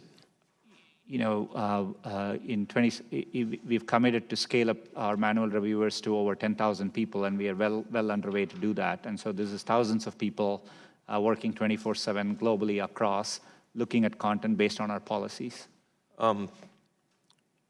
Google has described its ethic with these pithy, great statements. Don't be evil, do the right thing. I'd like to discuss these ideals in relation to reports at Google that we've been talking about with China. The strict authoritarianism the Chinese government rules its people has caused concern around the globe for generations. I vividly recall the early days of June 1989 in Tiananmen Square. Now I read recent reports about crackdowns on Muslims, on Christians, on Falun Gong, mass incarcerations and human rights abuses against people of faith in China should be a major concern for everyone around the world, including your company. Did Google design a prototype for a search engine that could be used in China to censor content? Congressman, we have undertaken an internal effort. Did you create a prototype? There was a report in The Intercept that says a prototype for the censored search engine was designed. We have developed and explored what search could look like if it were to be launched in a country like China, and that's what we explored. And how many months was that project ongoing? We've had the project underway for a while, and there have been other projects which we've undertaken for a while, and we've never launched them too. So we are constantly exploring. How many people were working on it? The estimates, the number of engineers on the project have varied over time. At one point, we have had over 100 people working on it, it's my understanding. I just want to echo what my colleague, Ms. Jayapal, had said. Yeah, I'm glad you're here at the committee, but I'm glad you're here in our country. You are the success story, and I can just think of you sitting as a teenager in India, thinking that this was probably never even on your radar. But you came to this country because this country had that promise out there. And I want to thank you for being here today and encourage you to continue collaborating with this committee. Thank you. Gentleman's time has expired. The chair now recognizes the gentlelady from Florida, Ms. Demings. Thank you so much, Mr. Chairman and Mr. Pichai. I'm here. Thank you so much for being here and enduring all that we have heard and seen today. As you know, Google certainly has significant influence over the dissemination of information to the American people. You have the ability to mold and shape how we think, the decisions we make, what we buy. But let me just remind you and others that America, with all of its greatness, has enough problems. And we have to make sure that the gift of Google is used, the service that you provide is a responsible one. In your own statement, you said that the American people have the ability to use technology to improve their lives. So that tells me Google helps to solve problems, not create problems. My concern specifically centers around the protection of the consumers, because Google certainly would not be anything without the consumer. So the protection of the data, their information, the level of service that you provide. And I know we've talked a lot today about data collection and how it's used, and if the settings are in place, then it's not collected. So let me just understand, really starting with the chairman's questions, which I thought was a good opening for us. If a consumer tells you not to collect their data, then you do not collect the data. Is that correct? That's right. Okay. And how does Google allow advertisers to target ads based on sensitive factors like race, ethnicity, religious affiliation? Currently, we don't have those, the ones you mentioned as factors in our advertising product. Okay, and what is your policy regarding predatory advertisements? We have strict policies against, and we respond to concerns there. We have undertaken significant changes to the extent we find predatory practices on our platform. So it's an area we are committed to doing better. And since we do represent everybody, poor communities as well as affluent communities, how do you make sure that the information that is received in at-risk communities protects the consumer, if you will? How are they treated the same in terms of affluent versus poor communities? How do you make sure that they are? We do engage with community organizations. We do, our teams do wide outreach, and to the extent there are specific concerns, which, there is an abuse of our product or platform which affects, communities disparately, we do follow up and engage and take action. And how do you do that again, please? So for example, if there's a specific category of a product where we get clear feedback, the way we have implemented the product has a disparate effect on some minority communities, we do engage and we understand and make changes in our products or policies. So you get feedback. So do you initiate or do any checking, or does that information have to come back to you, or are you proactive in terms of looking for those type of vulnerabilities? We do both, and but I do think there's more we can do in being proactive, and it's something I'm happy to follow up and understand better. But it's an area we are committed to doing well. You talked quite a bit about working more with law enforcement. I believe you've said that maybe 4 or 5 times. I'd like to hear more about some of the things that you do with law enforcement to protect the consumers as well, and protect our electoral process and other things that we should care about. We do this across a wide variety of areas. So for example, when there were concerns expressed about election interference, it's an area where we look to law enforcement for guidance. Areas like child safety is an area where we actively collaborate with law enforcement agencies. So fraud, malware, and depending on the area, we engage and we support them through efforts they are trying to do. The opioid crisis is a good example of an area where we are doing a lot of work with law enforcement. What do you think is the main area where Google could improve to better help the consumer? I always better think, protect the consumer. I always think, privacy is an area where we think is sacrosanct, and we have done a lot for users over the years, but it's an area where expectations are constantly evolving, and we are, as a company, needing to evolve and adapt to it. And so it's an area we are committed to doing better, but it's an area I want to acknowledge that there's more to do, and it's never done, and something we are committed to doing better. Again, thank you, and Mr. Chairman, I yield back. Gentlelady yields back. The chair now recognizes the gentleman from Texas, Mr. Gohmert, for 5 minutes. Mr. Pichai, appreciate your being here. And I think most all of us agree on both sides. We applaud great work. For example, Steven Spielberg, despite politics, he's provided my family a lot of enjoyment and entertainment. You and your colleagues at Google have created an extraordinary vehicle for searching out things. It's fantastic. And as Mr. Lieu, my friend across the aisle, was pointing out, you've got government that's not supposed to interfere in people's civil rights, and then you've got a company, a corporation like Google. My problem is when the government gives its immunity from lawsuits over to a private corporation that's the head of that corporation doesn't even realize that there is political bias run amok in his company. And that's the problem. I don't want to see you overregulated. I don't want to see you regulated. I want to see others come up with brilliant ways, as you, Mr. Brim, and others did, to create something that makes life easier.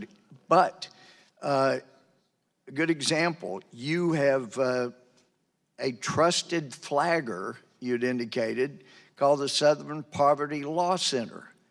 The Southern Poverty Law Center really has stirred up more hate than about any other group I know. They stirred up one guy to the point that he went to the Family Research Council, and I know those people, and they're Christians. And they believe, and I believe, that Christianity is really more based on love than about any other religion in history. God so loved the world, he sent his son so loved the world, he gave his life. And yet they stirred up hate against the Family Research Center, and a guy goes in shooting. You have, let's see, June 18th of this year, Southern Poverty Law Center announced it had reached a settlement with Najib Nawaz and his organization, Gilliam, for falsely labeling them as anti-Muslim hate group. They were wrong. Now, you consider them a trusted flagger, yet they keep creating problems for people that are not haters. And in fact, they had to, excuse me, they had to pay out $3.375 million. My problem is when you put your moniker on them, a trusted flagger, why aren't you paying $3.375 to Mr. Majid Nawaz? That's my problem. You trust people that have stirred up a lot of hate. And another good example, and you're so surrounded by liberality that hates conservatism, hates people that really love our Constitution and the freedoms it's afforded people like you, that you don't even recognize it. It's like a blind man not even knowing what light looks like because you're surrounded by darkness. But if you look, let's see, a good example, after President Trump won, your co-founder, Mr. Brin, said, quote, most people here are pretty upset and pretty sad. Now, a lot of us have seen the video. We saw how upset the top people at Google were. And for you to come in here and say there is no political bias in Google tells us you either are being dishonest, I don't want to think that, or you don't have a clue how politically biased Google is. Now, another example is Wikipedia. We do a search, and what comes up as right there is the knowledge panel on the right, and we hopefully will have a screenshot of that. We get Wikipedia. My chief of staff went on, she told me, every night for 2 weeks, and put proper, honest information in with proper annotations, and Wikipedia's liberal editors around the world would knock it out every day and instead put up a bunch of garbage like Mark Levin has now been facing. Yet to you, they get a trusted spot. And when Wikipedia slanders or libels someone, and you're the one that has trusted them above any other entity, you ought to be liable. You ought to be liable when the SPLC is liable. You ought to be liable when Wikipedia demeans and uses their political bias. And I hope and encourage you to look around and notice you run off conservatives, you embrace liberals, and it's time Google was actually not immune so that people can hold you accountable and get a little better objectivity. I see my time's run out. I yield back.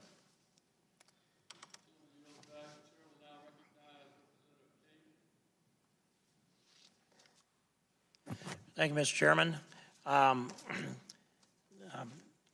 I appreciate your testimony here today, and a number of these questions flow to me, even though I may be repeating some of this, but I'm still not clear on how many staff and who it is that establishes the parameters by which the algorithms are written. Can you tell me about how many staff that is and how that works? Congressman, today it's our search team, which works on the core of our search teams, and it's well over 1,000 people. I'm happy to elaborate more, but it's thousands of people. That's close enough conceptually. And when you hire them, are there people coming in from the outside, or are they brought up from internally? What's the typical path to this roughly 1,000-person search team? It's a combination of both, but senior-most engineers on our search team typically tend to have been in the company for a very long time. Mm-hmm. And so most of the time you will know them from having worked with them. Do you then, do you go into their social media to try to determine what they might be doing on social media? Normally we don't, as a company we have allowed people to express themselves, but we make it clear that how we build our products is done with great care and thought, focused on giving users the information they are looking for. But this team of roughly 1,000, they're the people that write the parameters by which those who write the algorithms write the algorithms. That's roughly correct, yeah. Uh-huh. And so there isn't really any look at what their private lives are, even though their public social media is not examined by the company. And does anyone outside of Google know who these 1,000 people are? we don't examine their personal activities, and there are some senior people do participate in conferences and meetings outside, and they're known to the outside community. And we're watching people whose social media has knocked them out of some pretty high positions in life. Almost every week there's one or more whose social media, this week, a couple of them that I can think of just in the last 24 or 48 hours. But I'm going to make this point, and I believe I've made it with a number of the internet companies that have been sitting here at this table in the past. What we read with situation here is that there's a very strong conviction on this side of the aisle that the algorithms are written with a bias against conservatives. The people on the other side don't agree with that because, of course, it benefits them. But what we don't know are who are these 1,000 people, and we don't know what their social media looks like, but we do know that the people that come from that county are about 80% supporters of Hillary Clinton, if I listened to the gentlelady from California correctly. And so that would be a built-in bias if I know people from California and know their politics from California, and I think I do. So we've got, at least theoretically, a built-in bias that's here. It's not being examined, and not examining the social media. How would you expect that you could get to an objective result, which you said that, we build our products in a neutral way, but that doesn't mean that your product comes out neutral. So how would you expect to get to an unbiased result with a built-in formula that I've described that I don't think you object to or disagree with? Congressman, it's an important question, but the way we rank our results is essentially based on user feedback, and that's what drives the iterative loop in our, in what we put in. So I do understand how it's prioritized that way, and I watch what's going on. But I made this point that if we don't know who the 1,000 are, and we can't look at their social media, and we can't see the algorithms to understand the results of the work they're doing behind closed doors, and yet the public believes that it's an open forum where there's a balanced exchange of open access for information. And of course, it's not. And so I have said, we either need to know who they are and look at their social media, and if that doesn't solve this problem, next step then is publish the algorithms. If that doesn't happen, then the next step on the line is Section 230. The amendments to Section 230. And the step on the line beyond that is a Teddy Roosevelt step. Now, I'm looking with Mr. Gohmert. I don't want to regulate anything, but neither do I want to see a society that's so polarized and so divided and so loaded that the will of the American people can't be expressed in the ballot box. That looks like either where we are or the direction we're going. And I would just finish it with this. I have a 7-year-old granddaughter who picked up her phone before the election, and she's playing a little game, kind of game a kid would play, and up on there pops a picture of her grandfather. And I'm not going to say into the record what kind of language was used around that picture of her grandfather, but I'd ask you, how does that show up on a 7-year-old's iPhone who's playing a kid's game? Congressman, iPhone is made by a different company, and so, It might have been an Android. It was a hand-me-down of some kind. I'd ask. I'm happy to follow up and understand the specifics. There may be an application which was being used, which had a notification, but I'm happy to understand it better and clarify it for you. Okay. Thank you for your testimony, and yield back the balance of my time. Appreciate it.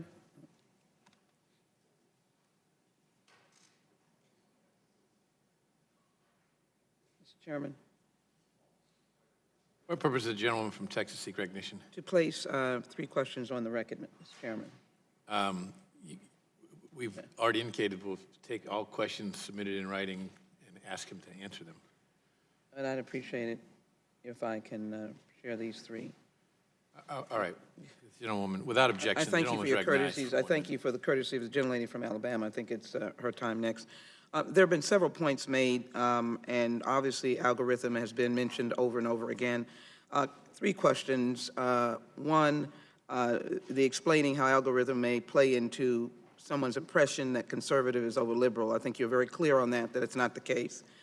In addition, your clarification on China and engaging in any activities to censor those individuals. And number 3, the algorithms, again, about your products may be a proprietary, may be a priority over others, and any explanation as to how that is, in fact, if you represent it to be not true, or how that might be perceived that happens. Your products, Google products over others, and how algorithms may play a part into that. And the gentlewoman will submit those in writing to us so we can submit them Thank to you. Mr. And I Pichai. thank the gentleman, and I thank you for yielding. Thank you very much. Thank you. Chair recognizes the gentleman from Florida, Mr. Rutherford, for 5 minutes. Thank you, Mr. Chairman. Mr. Pichai, thank you very much for your testimony today. I want to go back to the privacy policy and talk about some of those issues, because I think that's very important for the American public. You mentioned the transparency in your policy, but when, I know your policy is 20 pages long, changes multiple times a year. I have to ask a couple questions about the policy because I, quite frankly, don't understand all of it. And that is the policy states that Google's data collection applies when, quote, you use Google service. And so most consumers would think that means Google search or Google Maps. My question is, does the policy apply when a consumer contacts a double-click cookie? Are they then under that policy or not? Today, our product there is called Google Ad Manager, and in general, when users interact with our services, we need their consent, and by law, we need to apply our privacy policy so that we can offer them the full protections we can and fulfill our obligations. And so as part of that, I think if you're interacting with our ad services, we do get your consent for your privacy policy. So that's written in the policy, and they have, okay. And then secondly, if a consumer does not have a Google account, but they land on a web page that has Google adware again, is that consumer using a Google service under the privacy policy? My understanding would be yes, if they're interacting, if they may be both subject to the privacy policy of the publisher or the application they are using, as well as the ad platforms that work on that product. Okay, and then third and finally, your privacy policy says you collect voice and audio information when you use audio features. However, does this mean Google Assistant is recording our voices in conversations? How about when just using Google Voice? Is that actually being recorded? Today, if you invoke Google Voice by either using the microphone or you say, OK, Google, and issue a command, we treat it like a search query and record that activity. But we have a separate setting in which, as a user, you can choose whether you want these stored or not. And so we give users the choice and the option. See, when it gets to transparency, I think when you realize you have these active, where I'm clicking and giving that information and agreeing to it, I think people understand that information is going out and they're giving that permission. But it's these passive collection points, like Android and Chrome, where they're picking up that information and the user, I'm not sure the user actually knows that. And so, one of my questions is we're agreeing to a privacy policy, but we don't really know what information we're giving up because there are other groups that you are contracting with, Android and Chrome, who are collecting passive information. How do you address that, and how do you make that transparent for the consumer? Congressman, we realize privacy policy alone is not enough. This is why we prompt and give privacy checkups. Right. Right. So let me stop you there and ask you then, because is it possible for Google to send me a printout of all the information that they have collected on me within the last month, and where I've been, where I've clicked, is all that information? You have all that information that could be provided to me, right? We do make it available to you very easily. We are concerned about the security of the data, so we don't, casually get it out, but Right, so I would ask if, because I'm running out of time, but instead of me as a consumer or anyone as a consumer giving you the privacy right up front, why don't you be more honest with me? Tell me exactly what information has been collected, what information you want to share, and then allow me to decide how much of that information I would like to share as a consumer. Congressman, I agree with that sentiment. In fact, what we precisely do is actually we are very transparent and we make it very easy. You go to your account settings, we clearly tell the categories, and you can click and see the information we have. You can turn it on or off, but we want to do better. And but there are areas where information is being collected, even if I have the particular sites turned off, there's still information being collected through some of these other passive systems that you've contracted with, correct?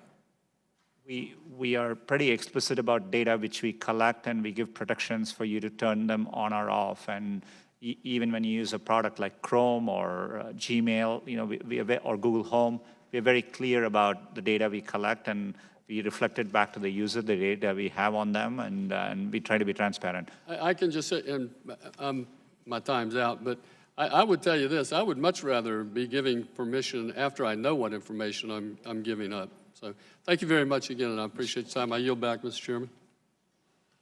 Sure, thanks, gentleman. Recognizes the gentlewoman from Alabama, Ms. Roby, for 5 minutes. Thank you, Mr. Chairman. Thank you. I'm just going to build upon what my colleague was just talking about and use a specific example. In June of 2016, Google changed its privacy policy to allow for combining the double-click cookie information with, quote, personal identifiable information. Before this change, the cookies that track people across the web were not melded with other consumer information Google got from searches or Android phone use.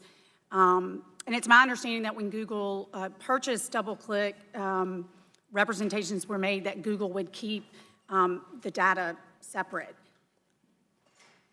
The point here is you've heard from many people concerns today about the consumer and what the consumer knows. And I understand there's a personal responsibility as a consumer to do my part to try to understand this. But it's also very complicated stuff. And so I want to point to something positive that Google is doing. In March, you had the Online Safety Roadshow that came through Alabama's 2nd Congressional District to a middle school, Girard Middle School in Dothan.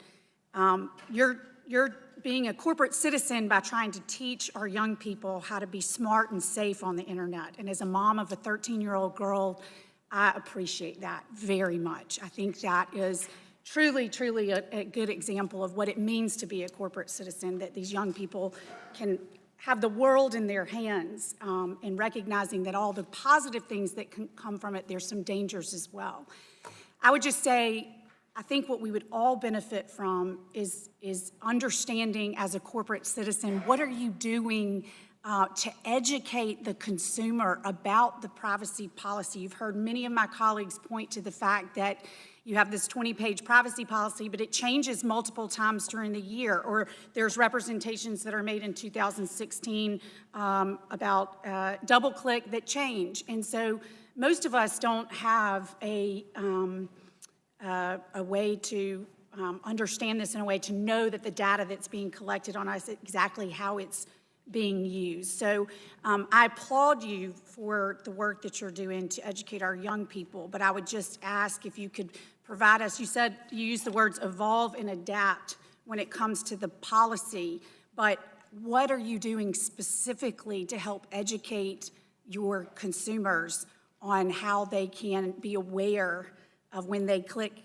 I accept on the privacy policy that they have a better understanding of how their data is going to be used? Congresswoman, it's a good question. And for example, we are sending email reminders for certain types of data that's being collected and asking you to go review your settings. And that's an example of the kind of evolution we are doing and we are implementing. We are looking at combining settings where we can so that it's easier for users. So we want to minimize the number of controls, but we want to match it with users have complex expectations too. For example, they want some of their devices to be private, but they are okay with some of their other devices being able to be used where location is aware, et cetera. So we are trying to match users' expectations. Users do tell us when they search for weather or restaurants, they want restaurants near their location and not somewhere else. And as you can imagine, if someone from Alabama is searching, they want information relevant to them. So that's what we are trying to meet. But I agree with you that we need to simplify this even more. There's more work to do. And it's a constant effort we are undertaking. As I look into 2019, we'll be doing more changes to make things work better. And I'll take this feedback to account. Well, and just one example, my legislative assistant was showing me in the privacy policy where it's redlined to show what the change was, but it's not pointed out to, that I'm aware of, it's not pointed out to the consumer when the policy is updated for whatever reason, what the exact change is. You have to go search for it and find it yourself. And so if I've got that correct, you can correct me if I'm wrong, but my understanding is you would have to scroll through the entire privacy policy to see where the changes were made. Is that correct? I'm happy to follow up on that. I do think there are times we've pointed out to the updates in a blog post or something, and we make it clear what the changes are. But happy to follow up and get the specifics. I just think the more you could streamline to the consumer how their personal information will be used, is being used, without the consumer having, I mean, again, there's personal responsibility there as well, but I just think you're doing some good things in terms of educating folks about, particularly with the Online Safety Roadshow. I think that you could take some of the work you're doing there and hearing our concerns here today, look for ways that you could better educate the consumer moving forward. Thank you. I yield back. Thank you very much. Mr. Pichai, a couple of quick follow-ups here. I don't think anybody asked who makes the judgment calls regarding content moderation at Google. Chairman, it depends on the area. So, for example, if it's YouTube, we have, very clear teams which are responsible for YouTube content policies. And are they identified? Is it possible for a customer to write to them and say, hey, here's a concern I have? We give clear channels for content creators to, to raise concerns back, and we have clear avenues. And we also have had people who are responsible for these platforms, including content moderation, appear here, and I think they've consulted widely here too. I have a question about preloaded apps. Do you have agreements with the companies that, I mean, Amazon might have an app that they put on your platform. Do you have a data sharing agreement with them? Do they get the information and you get the information that's generated by their app as well? How does that work? We don't have any special agreements with respect to user data as part of preloading any application. So if somebody puts an app on your platform, they do it with your permission, is that correct? Not necessarily, so for example, a device manufacturer can preload applications on Android, and it's up to them and the app developer to do so. All right. If they operate on your operating system, do you get the information as well as the app owner? Of information about what's happening within that application? Right. Unless there may be specific cases where the user has given us diagnostic information, so the answer would depend on the context, but in general, no. I mean, the relationship is between the user and the app developer.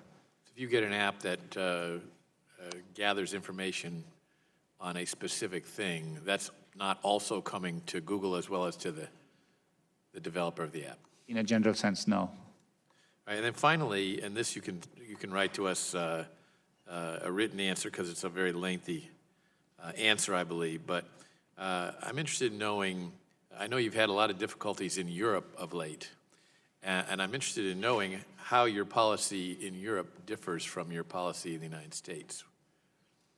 I'm happy to have it. I think it's a pretty extensive topic. I'm happy to have a follow-up on that area back to your office. Okay, yes, we would appreciate that. We'll give you some written questions that other members have provided. We'll have some more of our own. and we would ask that you respond to those promptly. We definitely will.